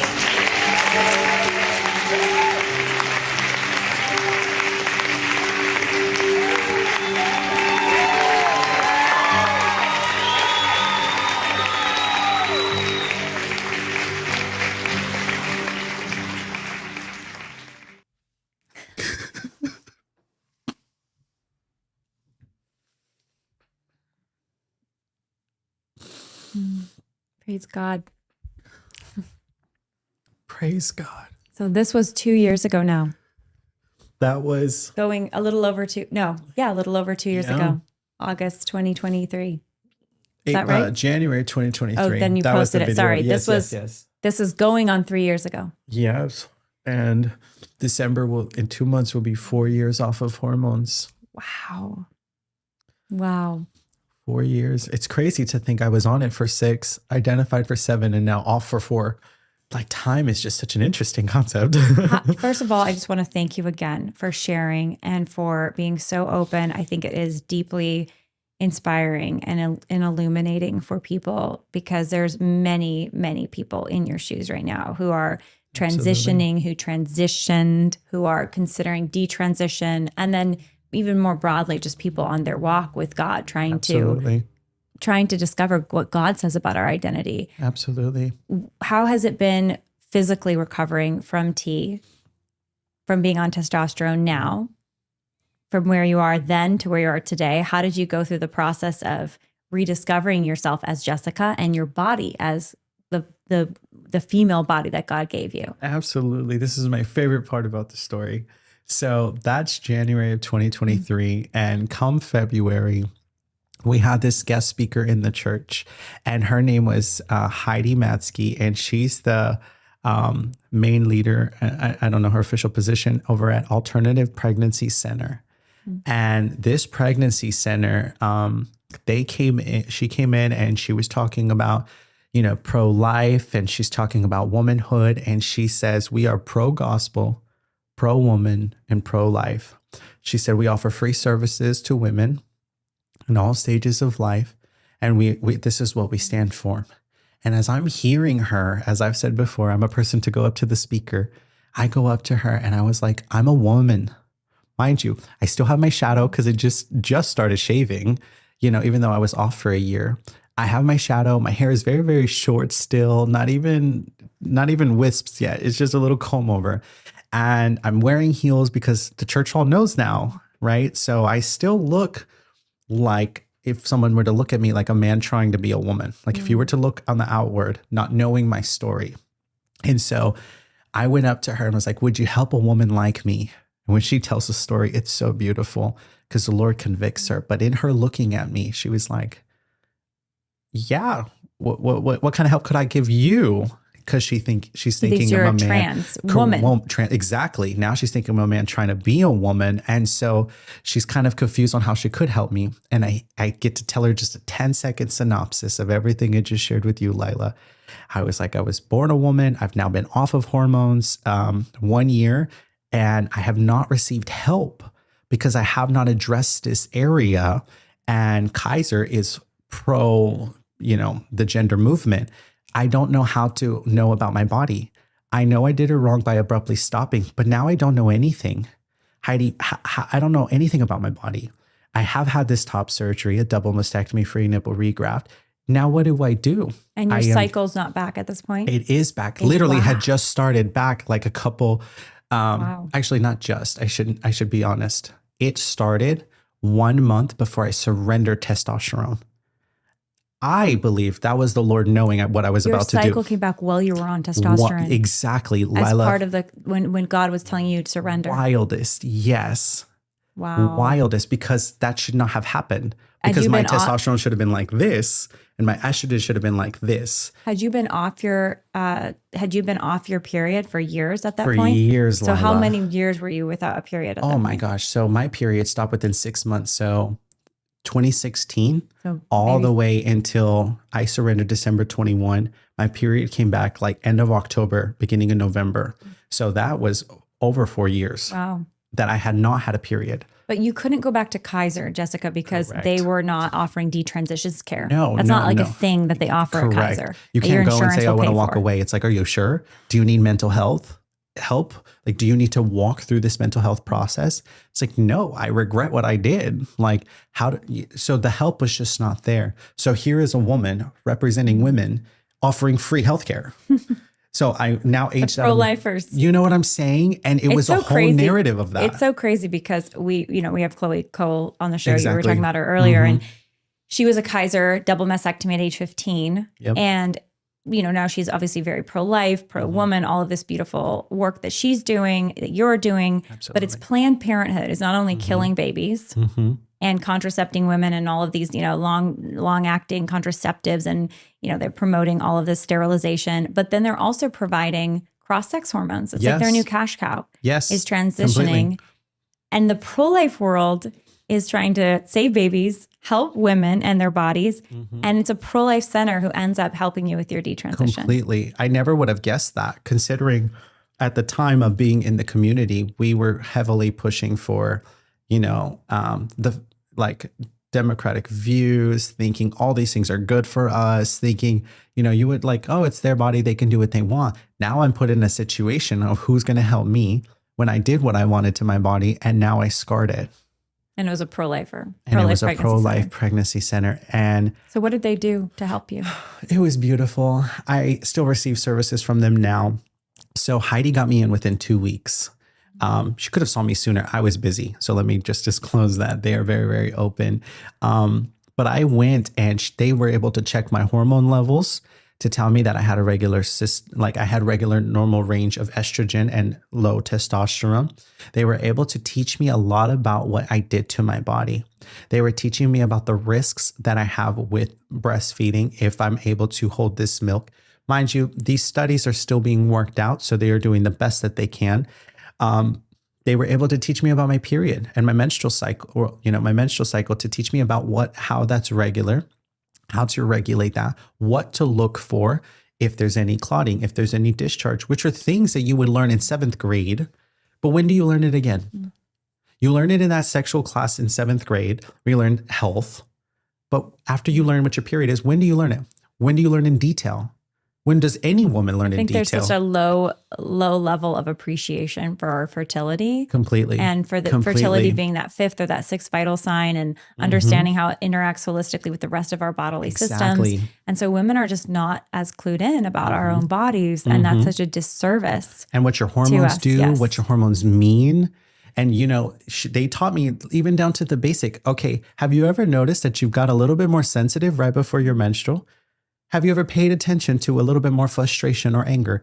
Which in the end, we all say, oh, I become, have an attitude right before. But that's not validating. If you pay attention to the signs, there's ways to navigate this, know that that's because of your menstrual cycle. And when you actually pay attention, you're more aware of why your body's going through this and the mood swings. And it's not actual mood swings. It's your body going through the hormonal changes for that month, how long it lasts. So they were teaching me down to the basics of being a woman and what was happening to my body, which was so beautiful.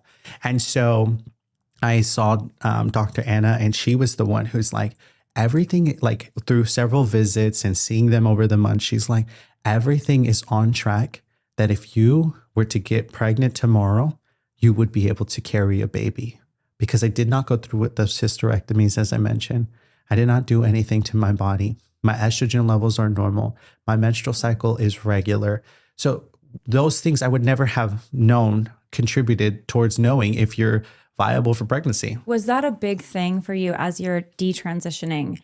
Absolutely. Did you become really focused on motherhood? Like, this is something that I didn't realize that I even wanted. I had sort of given it up. I'd written it off because I'm a man, but no, I am a woman, and I do deeply desire motherhood. Absolutely. And it was, having all of 2022 off of hormones, but looking like a man and understanding why I did what I did. I understand why I was turned off from motherhood, because I had to raise the siblings.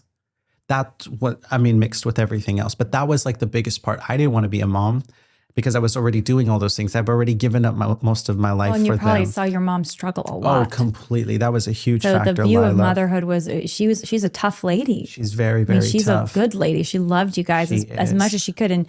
But that is a tough thing too, when you're raised that way, to say, oh, motherhood is this beautiful gift, when you see it come with so much trauma and challenges and not having the support that she needed. And so there was that fear of like, she's now been on her own. What if I end up being left? Okay, if I get married, will that be different for me? So 2022, I was asking all those 2023, I was asking all those kinds of questions. But now it was my 2nd year off of hormones. And so I was more sensitive. I was more in tune with what the things that were happening. because I got to own this femininity. And I now had help on this femininity and understanding what a woman is. And the insult that people think being a woman is just being able to wear a dress. That's not what womanhood is about. I learned biblical context of womanhood and masculinity. What is that? How do you see today? How do you see masculinity versus femininity from a biblical view? For femininity, I understanding that nurturing isn't a bad thing. Being sensitive is not a bad thing. Listening, being a homemaker is not a bad thing. The things that my mom balanced between both, I saw as like she was weak. Now that I see this as a woman being home to tend to her family, to listen to her kids, to be patient, to be kind, to be tender, to be sensitive, things that I never thought that like they were deep in me, but did I think that they were aligned with womanhood? No. Yep. I just thought that was just some parts of me. I did not know womanhood. And you probably had to have a redeeming view of masculinity because you've been hurt so much. So what? Completely. And then how did you come to see what is true masculinity? Yeah, being that provider isn't just, okay, I'm a provider and a protector, meaning I just bring money to the table and I'm down to fight for my family. There's so much more in being a provider and being a listener to the different sense. I didn't grow up with the dad. There was no male presence in my home. My mom would say, I'm your mom and your dad. I handled everything around here. My mom had this mixture of more hardness than softness, but she tried to do both. She did try her best, but I understand why she had that protector provider mentality, because she had to do those things for all of us. I do understand she wanted to do the softness, but it goes back to trauma and pain, and she grew up without parents as well. And so it's just goes down. But for masculinity, there was that protector mentality, the provider mentality, that discipline that is necessary coming from that father perspective, from that masculine perspective, to be able to be stern and be effective, to be able to have self-control, to be able to manage, even though you have a mix of emotions, to be able to manage and navigate your family and the situation that's in front of you. Right. In the end, I was not masculine. I was off the wall with my emotion. I was off the wall with my anger. I was very, very prideful. I made decisions for myself and I did not consider my wife at certain times. In the end, I was not masculine. I looked tough. That's about it. I was not tough. I was a real arrogant person who was very, very prideful and a womanizer. I picked up these negative characteristics thinking that's what being a man is. Just because you have many girlfriends does not make you a man. Just because you have a nice car does not make you a man. Just because you're hairy or have a beard, that does not make you a man. Even if you had kids and did not tend to them, that doesn't make you a man. Being a man is being responsible, being accountable, and being present. And I just did not have that. So I made my own version of it. Wow. Now that you are looking back on this and you are still on a journey, we're all on a journey of faith, and we're also on a journey of identity, because I think identity is something that we have, but we need to be reaffirmed. And it's the metanoia, the renewal of our mind. You know, our relationship with God is not a static thing. It's a thing that's lived. Absolutely. And so we all have to do this again every day. But when in your journey now, what has been the most difficult thing about re-identifying as the Jessica Rose that God gave you to your parents, and you were named Jessica Rose, and to the world as I am a woman? Are there what have been the most difficult things? Have there been surprising things for you? Yeah. I think the most difficult thing, Lila, was in the beginning phase of 2020, like all of 23, I'm now presenting as a woman, and people having this concept thinking I'm a man trying to be a woman. I don't live in a very diverse city like you do here in SoCal. Like, I don't live in that area of seeing mixture of people. I personally live in a very kind of rigid area in Sacramento, and people have these views where they're not really for transitioners. So, and at the same breath, they're not for what they would think is a man trying to be a woman. They have no idea my story. So if I'm going into the liquor store, if I'm going to the gas station, if I'm going to the grocery store, sir, full on looking like a woman, and they will stay served based off of my voice. So they think you're a woman. They think you're a man dressing as a woman. Correct. And that's probably hurtful. Oh, now I own it. But that was the hardest thing, Lila, was, am I a man trying to be a woman? Because I was breaking this idea that I know I'm a woman, but there's these characteristics. I'm still tall, still have big hands, still have big feet. Like I'm still, larger. And so I had to break this, that's not what makes me a man. Just because I'm bigger and all these other features. I had to understand that I'm a woman because God said I'm a woman. He created me a woman. I know what body parts I have. I am a woman. My voice is going to go through its journey, Lila. I have no clue how long it's going to take. I do know it is not as deep as it was. I do know that in 2023, I was at a prayer group with our friend Kim. Kim told me, go to the altar. They were doing a healing prayer at the altar. She goes, go to the altar. She's like, don't you want healing for the things you've done? And I was like, you're right. I should do that. I go to the altar in October of 2023, Lila, and I felt the physical healing of the Lord and my Adam's apple went away. I felt the physical healing at the altar. It was out, it was protruding, and it's not now, and I can't believe that happened. And then from 23, 24, and 25, I felt the layers pull back on my voice. Only God knows why he has not given me such a soft voice just yet. He knows I would be calling everybody. He knows I would be on the phone all the time. I mean, you're a living witness to him at work. And that's an amazing gift to get to be a witness to, witness to your witness, to watch it. Thank you. And I do know the Lord's at work. It's very exciting to see it and to know what God is, to know that he's at work and not know all the mysteries of what's to come. Oh, completely. I think my favorite part about what's happening or what surprises me is I was, I had mentioned in the beginning, like I had picked up smoking weed when I did everything. I'm at 65 days sober. And once I stopped smoking weed, so I would smoke in the beginning for different reasons. As of the last couple of years, what I was smoking was I would get this harassment of what I'm telling you, men, people just being very, very rude. And at the end of my day, I'd smoke and I'd be like, oh my gosh, like, God, you told me to do this. Like, this is so frustrating why they keep calling me he. And I just could not get over this hump. Do I know he's with me? Do I know he's listening? Should I have turned to him? Absolutely. I'm very well aware.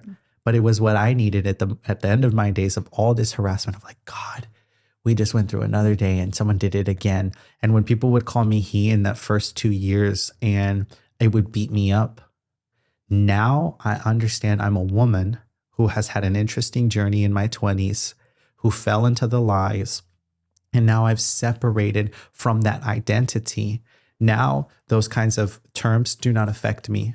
If we were to leave from here right now and someone was to say he, I would say she. My name is Jessica. And I would correct it. And I would do it at that simple. If there was a moment in like this places I mentioned, the gas station, the store, anything, to share my testimony, yeah. But that's not the place for me to share it. In the middle, there's a line behind me trying to go get gas, trying to tell this worker in the front that I'm a woman. That's not my thing. I've now separated from it and I understand I've always been a woman. But I think having to break that of I've always been a man when I was never a man. I was never a man. I just looked like one. I sound like one, but I am not a man. And I have separated from it. So I think the most exciting thing that I've been in is this sobriety. And so once I stopped smoking, I stopped getting harassed. And I was like, wow, God, okay, had I known that I just needed to stop and I wouldn't have been so paranoid on these situations. On my sobriety journey, now I have been getting hit on left and right, Lila. I would never have imagined that. Meaning you're getting male interest. Correct. That you didn't expect before. Correct. Because I'm now in this journey of like being intrigued by men, like allowing my brain to be like, look at someone and think that they're attractive. Because 17-year-old me still is like, is it okay to think that? Is it weird to think that? But God's shifting that perspective. So I know I'm on my journey towards finding my husband and that's finding so beautiful, it. You know Jessica. what I mean? What's your hope for the future? Oh, I cannot wait to meet someone, a great man of God, and serve the Lord together and build a family. Now that I know I can have kids and it's been confirmed and I've seen people be mothers and I have a different appreciation for my mother. I have a different appreciation for motherhood, to carrying a baby, that pregnancy center and standing for pro-life. My best friend works there. And she's like, shout out Bella, right? Right. Shout Bella, out woo, Bella. woo, love you, girl. And she stands for women who are in that indecisive stage and like helps them walk through understanding what they're actually doing and the gift that they actually get to have. So when I hear her tell me about women thinking about this, it makes me just so more appreciative of what I get to do and what I get to have and what's soon to come before the Lord comes. Amen. I will pray for that for you, Jessica. Yes, thank you so much. I've got to ask you, and thank you so much for walking through your story with us and with our podcast community today. What is the message that you would give to other people who are still believing the LGBTQ narrative ideology that you can be born in the wrong body and they think transitioning is something that's actually helping people. Mm-hmm. And they think you're maybe just a little crazy here because you got Jesus and, you know, this is a kick you're on, but really you're, you know, people who struggle can find healing in transitioning because that's who they really are. What would you say? Well, I think it's really hard to separate God in the situation because I believe once you know why you were created because he loved you, because he thought about you and he knew you before you were in your mother's womb. And what God taught me was, I don't have a baby right now, but God knows my baby before my baby's in my womb. God knows them. God knows them by name before I even know the name. And when that baby comes, God will knit them together. Each and every person who is on this process, they were created. They didn't just happen. They may have trauma. Their parents may not want them. They may have been through pain and hurt, but they were here for a reason. If they do not have an encounter with God, God is soon going to show them some miraculous signs. He's in everything. God's in their struggle. God's with them when they're sinning. God's with them when they're thinking about the next thing that they're going to do. God loves them in the middle of their confusion. And God's going to call them by name home, not the name that they're calling themselves. In my journey, I had to come and accept that. I had a holy encounter with the Lord, Lila. When God told me, Aiden is not in the book of life, I did not create him. You did. Wow. And when the Lord told me that, Lila, I could not argue that. These people can believe what they're believing right now. But in scripture, it says every knee will bow. Every tongue will confess that Jesus is Lord. Every person's on a journey.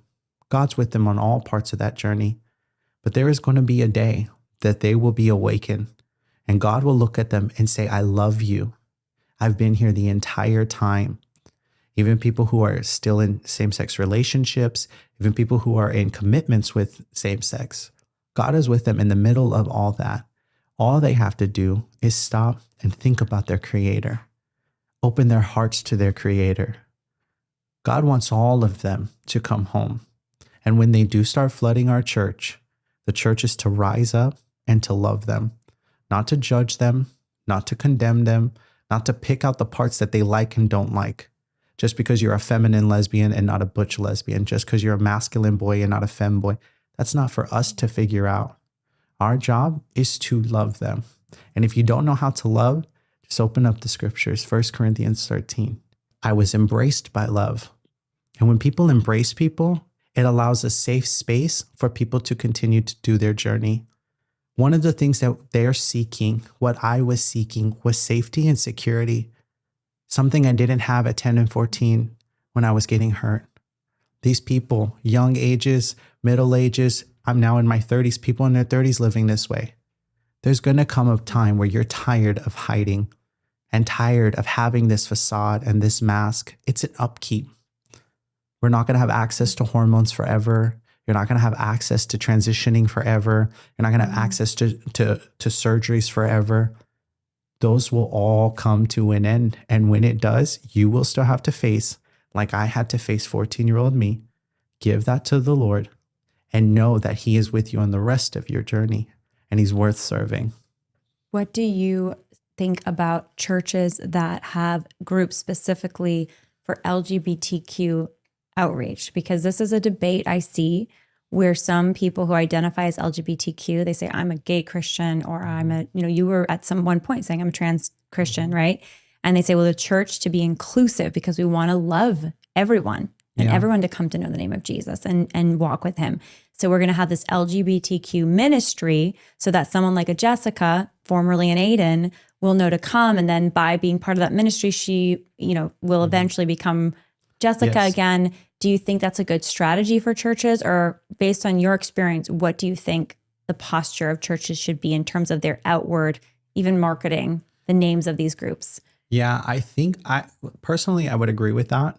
And I think I would agree with that because my church was a safe space for me to be aided and continue on my journey. On my personal walk with God, we didn't address the trans thing immediately. There was the brokenness. I had to reconcile with my mom first. I had to reconcile with myself. I had to reconcile with my siblings. So I believe that there genuinely is a journey.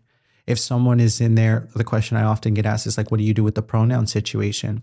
If my pastor immediately looked at me and was like, Jessica, get it together. Jessica, you have to detransition and become Jessica publicly. My pastor in my face respected me. That's one of the biggest fight that they have. But I can tell you this right now, my pastor in his prayer prayed for Jessica. In his prayer, prayed for who I really am and that I will come to know her. When I pray, that's how I pray as well. You will present in front of me right now as Adam. I will pray in front of you as Adam in my prayer to the Lord. I will pray for Lila. I will pray for who you really are, your true identity. So I think meeting people where they're at. But it's interesting because your pastor didn't let you be in youth ministry. So there was certain... Well, becoming a leader. Okay. Correct. So serving and being a part of it. And that hurt you at the time. It did hurt me, but he did not allow me to serve. He allowed me to, I could not lead other people. Yes, but so you were welcome. You were welcome. So there's a difference in that. Not leading and not being someone to use your voice in a magnitude in that way when you're still on a journey, I can completely respect that. Serving and doing the volunteer work, I can completely. So having the group allows people to be met because they need to know the love of the Father. Once they know the love of the Father, they'll have that security to go on the rest of their journey. Everyone will come to know who they really are. We had Katie Copeland on the show, detransitioner as well, lovely woman. And she was sharing how she went to the church and they told her, you can't go as you are not your former name. You are you. And they welcomed her. They let her come, but they said, you got to wear, you can't keep requesting us to say something untrue about you because you're not a man. Mm-hmm. And so they did draw the hard line. So it's interesting because you're saying, well, sometimes the hard line is maybe not appropriate.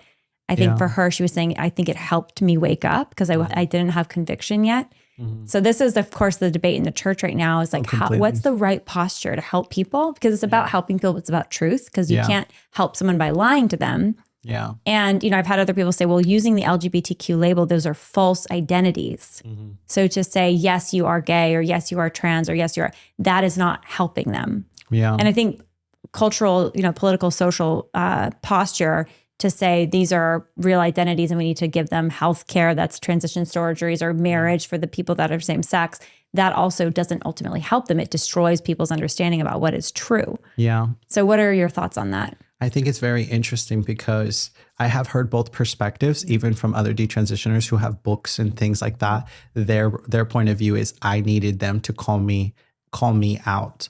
Now, I think that there's a wave through the generation that is happening currently.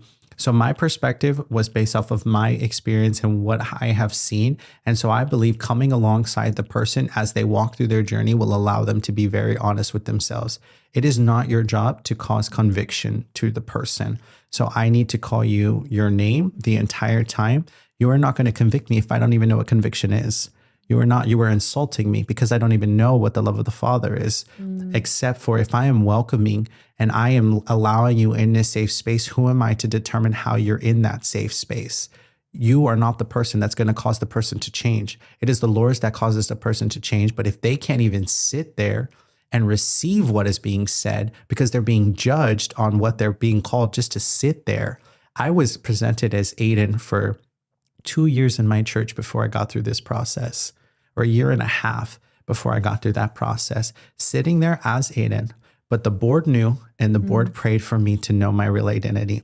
They allowed me on this journey to be in a safe space to continue to hear from the Lord, because my pastor stood very strong on it's not his job to convict me. God will do that. And God did do that in God's perfect timing. Because if we jump to the trans thing that they need to fix, they'll never fix the broken things that are actually broken. It's when you realize what is actually broken, you know what you can give to the Lord, then you realize you don't need it. It's just like saying, okay, now that I've stopped this identity, now I'm not a lesbian anymore. I had to go through a journey of that we don't go from lesbian to straight. Like, that's not the journey. If someone's like, okay, you can't be a lesbian here. I wasn't acting as a lesbian here. I'm working through my thoughts and my addictions. I'm working through my attractions. But how would someone know that? By looking at my exterior, whether it's same-sex attraction or transgender. Now, I completely understand, if it's a lot more harsh presenting. I have not, in our church, we have not seen a man trying to identify as a woman. We have not seen anything like that. Our church did have a support group. And it sounds like too, because I think it's also, it's very contextual based on what you're saying. Because if someone comes to the church and they become part of the church and they're a man, and then they say, well, actually I'm a woman. Yeah. And they want to transition and present as a woman. That's a little different than someone coming fresh to the church as a new convert. Exactly. And they're still living as identifying as a man, but they're actually a woman, and that's part of their journey. Correct. So I think this is where there's so much that goes into pastoral care here. Completely. And it's going to have to be tailor-made to the person. Mm-hmm. So often I get worried about the LGBTQ label being used left and right, because it kind of creates this new, it is like a legit identity that this is like it's a political movement too, which is also gets very intense. It's a very intense political movement. Completely. And then when a church says we are LGBTQ here, I think it's sending this message of this is a true identity. This is a way to be, right? And that this is something that we will, it's like you can be trans and Christian, you can be gay and Christian, you can act out as if you can act out on these things. And there's there's so much that's complexities to it that go into that. Yeah. Like even to say to someone who has same-sex attraction, say you are gay, I think is undercutting them. There's so much more to them. Completely. And complications behind it, and reasons behind our attractions, our desires, our feelings, our sense of identity. So I feel like the LGBTQ label is ultimately harmful. Oh, completely. Even though it's presented as a safe place for identity. Yeah. I think that if someone came into your church right now and you knew about their past of prostitution, you're going to label her a prostitute and say, we can't let a prostitute in the church.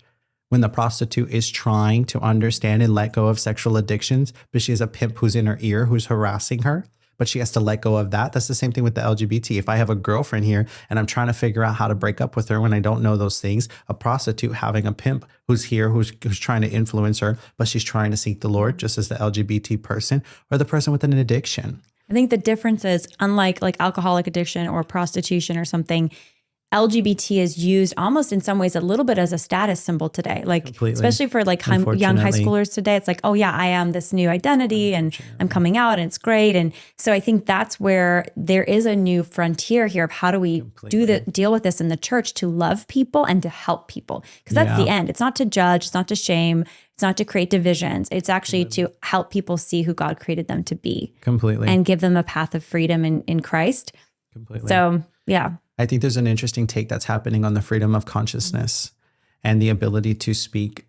It's also known as conversion therapy, but it is conversion in the sense of walking through someone with unwanted same-sex attraction. Someone is having to let go of certain things before it can be completely unwanted, because the body tells them one thing, arousal tells them another, and now they're left in confusion. And with the young people, middle-aged and growing, people have to walk through where these things began. The church is to be a safe space to allow people to walk through their trauma, just as anything else. But I do agree with you in regards to the loose labels and people having access to say whatever that they want to. I think it walks a fine line with progressive Christianity in the sense of saying that we are all inclusive, but there is a fine line to say what is inclusive. You're inclusive to allow just to be in the space or wanting to walk with them on a journey.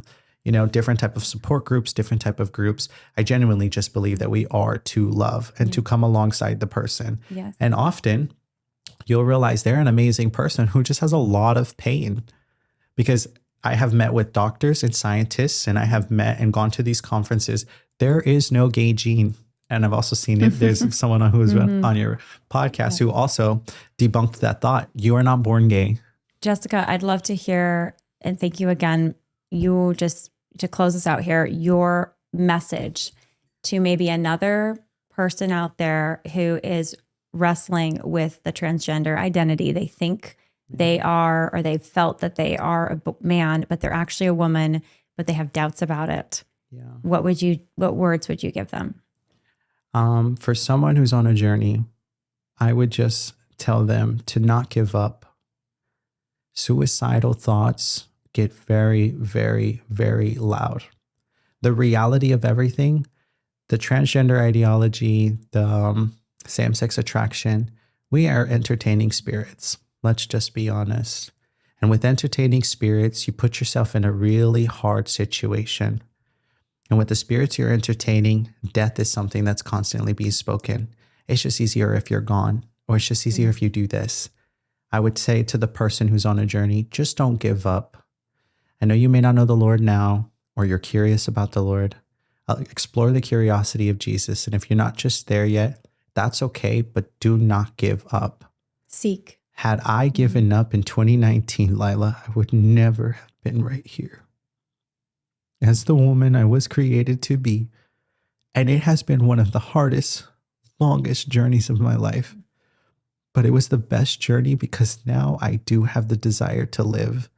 The person who's contemplating their gender, that's the least of your worries. Just don't give up. Don't give in to the suicidal thoughts. Don't give in to the depression. Don't give in to the self-hatred. Work through what your insecurities are. Work through what's making you think you are supposed to be a boy. It's okay to question yourself if you're not ready to have other people question you. But question yourself as to why you even did this. Why do you want to do this? Why is this opposite gender more appealing to you? What is causing you to think that you are this? What exposed you? And once you start to dig into those, you'll realize it was outside of you. It was factors that came into play that made you think that you were supposed to. A bully in the locker room, an insecure person or an insecure thought, or someone made a comment. There's roots to everything. It's okay to get to those roots. And in that process, I believe they'll come to know the Lord. Amen. Amen. Jessica Rose, thank you so much for joining the podcast. Absolutely. Thank you, Lila. I appreciate being here. Thank you so much for listening to this episode with Jessica Rose. Please share it with a friend, a family member, somebody that you think needs to hear Jessica's incredible story. And don't forget to subscribe here on this channel and over at our new Lila Rose Show Clips channel. And please support the growth of this show over at patreon.com/Lila Rose Show. Thank you so much. A huge thank you to our partner, EWTN, the largest religious broadcaster in the entire world. EWTN is reaching millions of people every single day with the beautiful truth of the gospel. You can watch new episodes of The Lila Rose Show 24 hours before they hit podcast app over at EWTN.com/on-demand.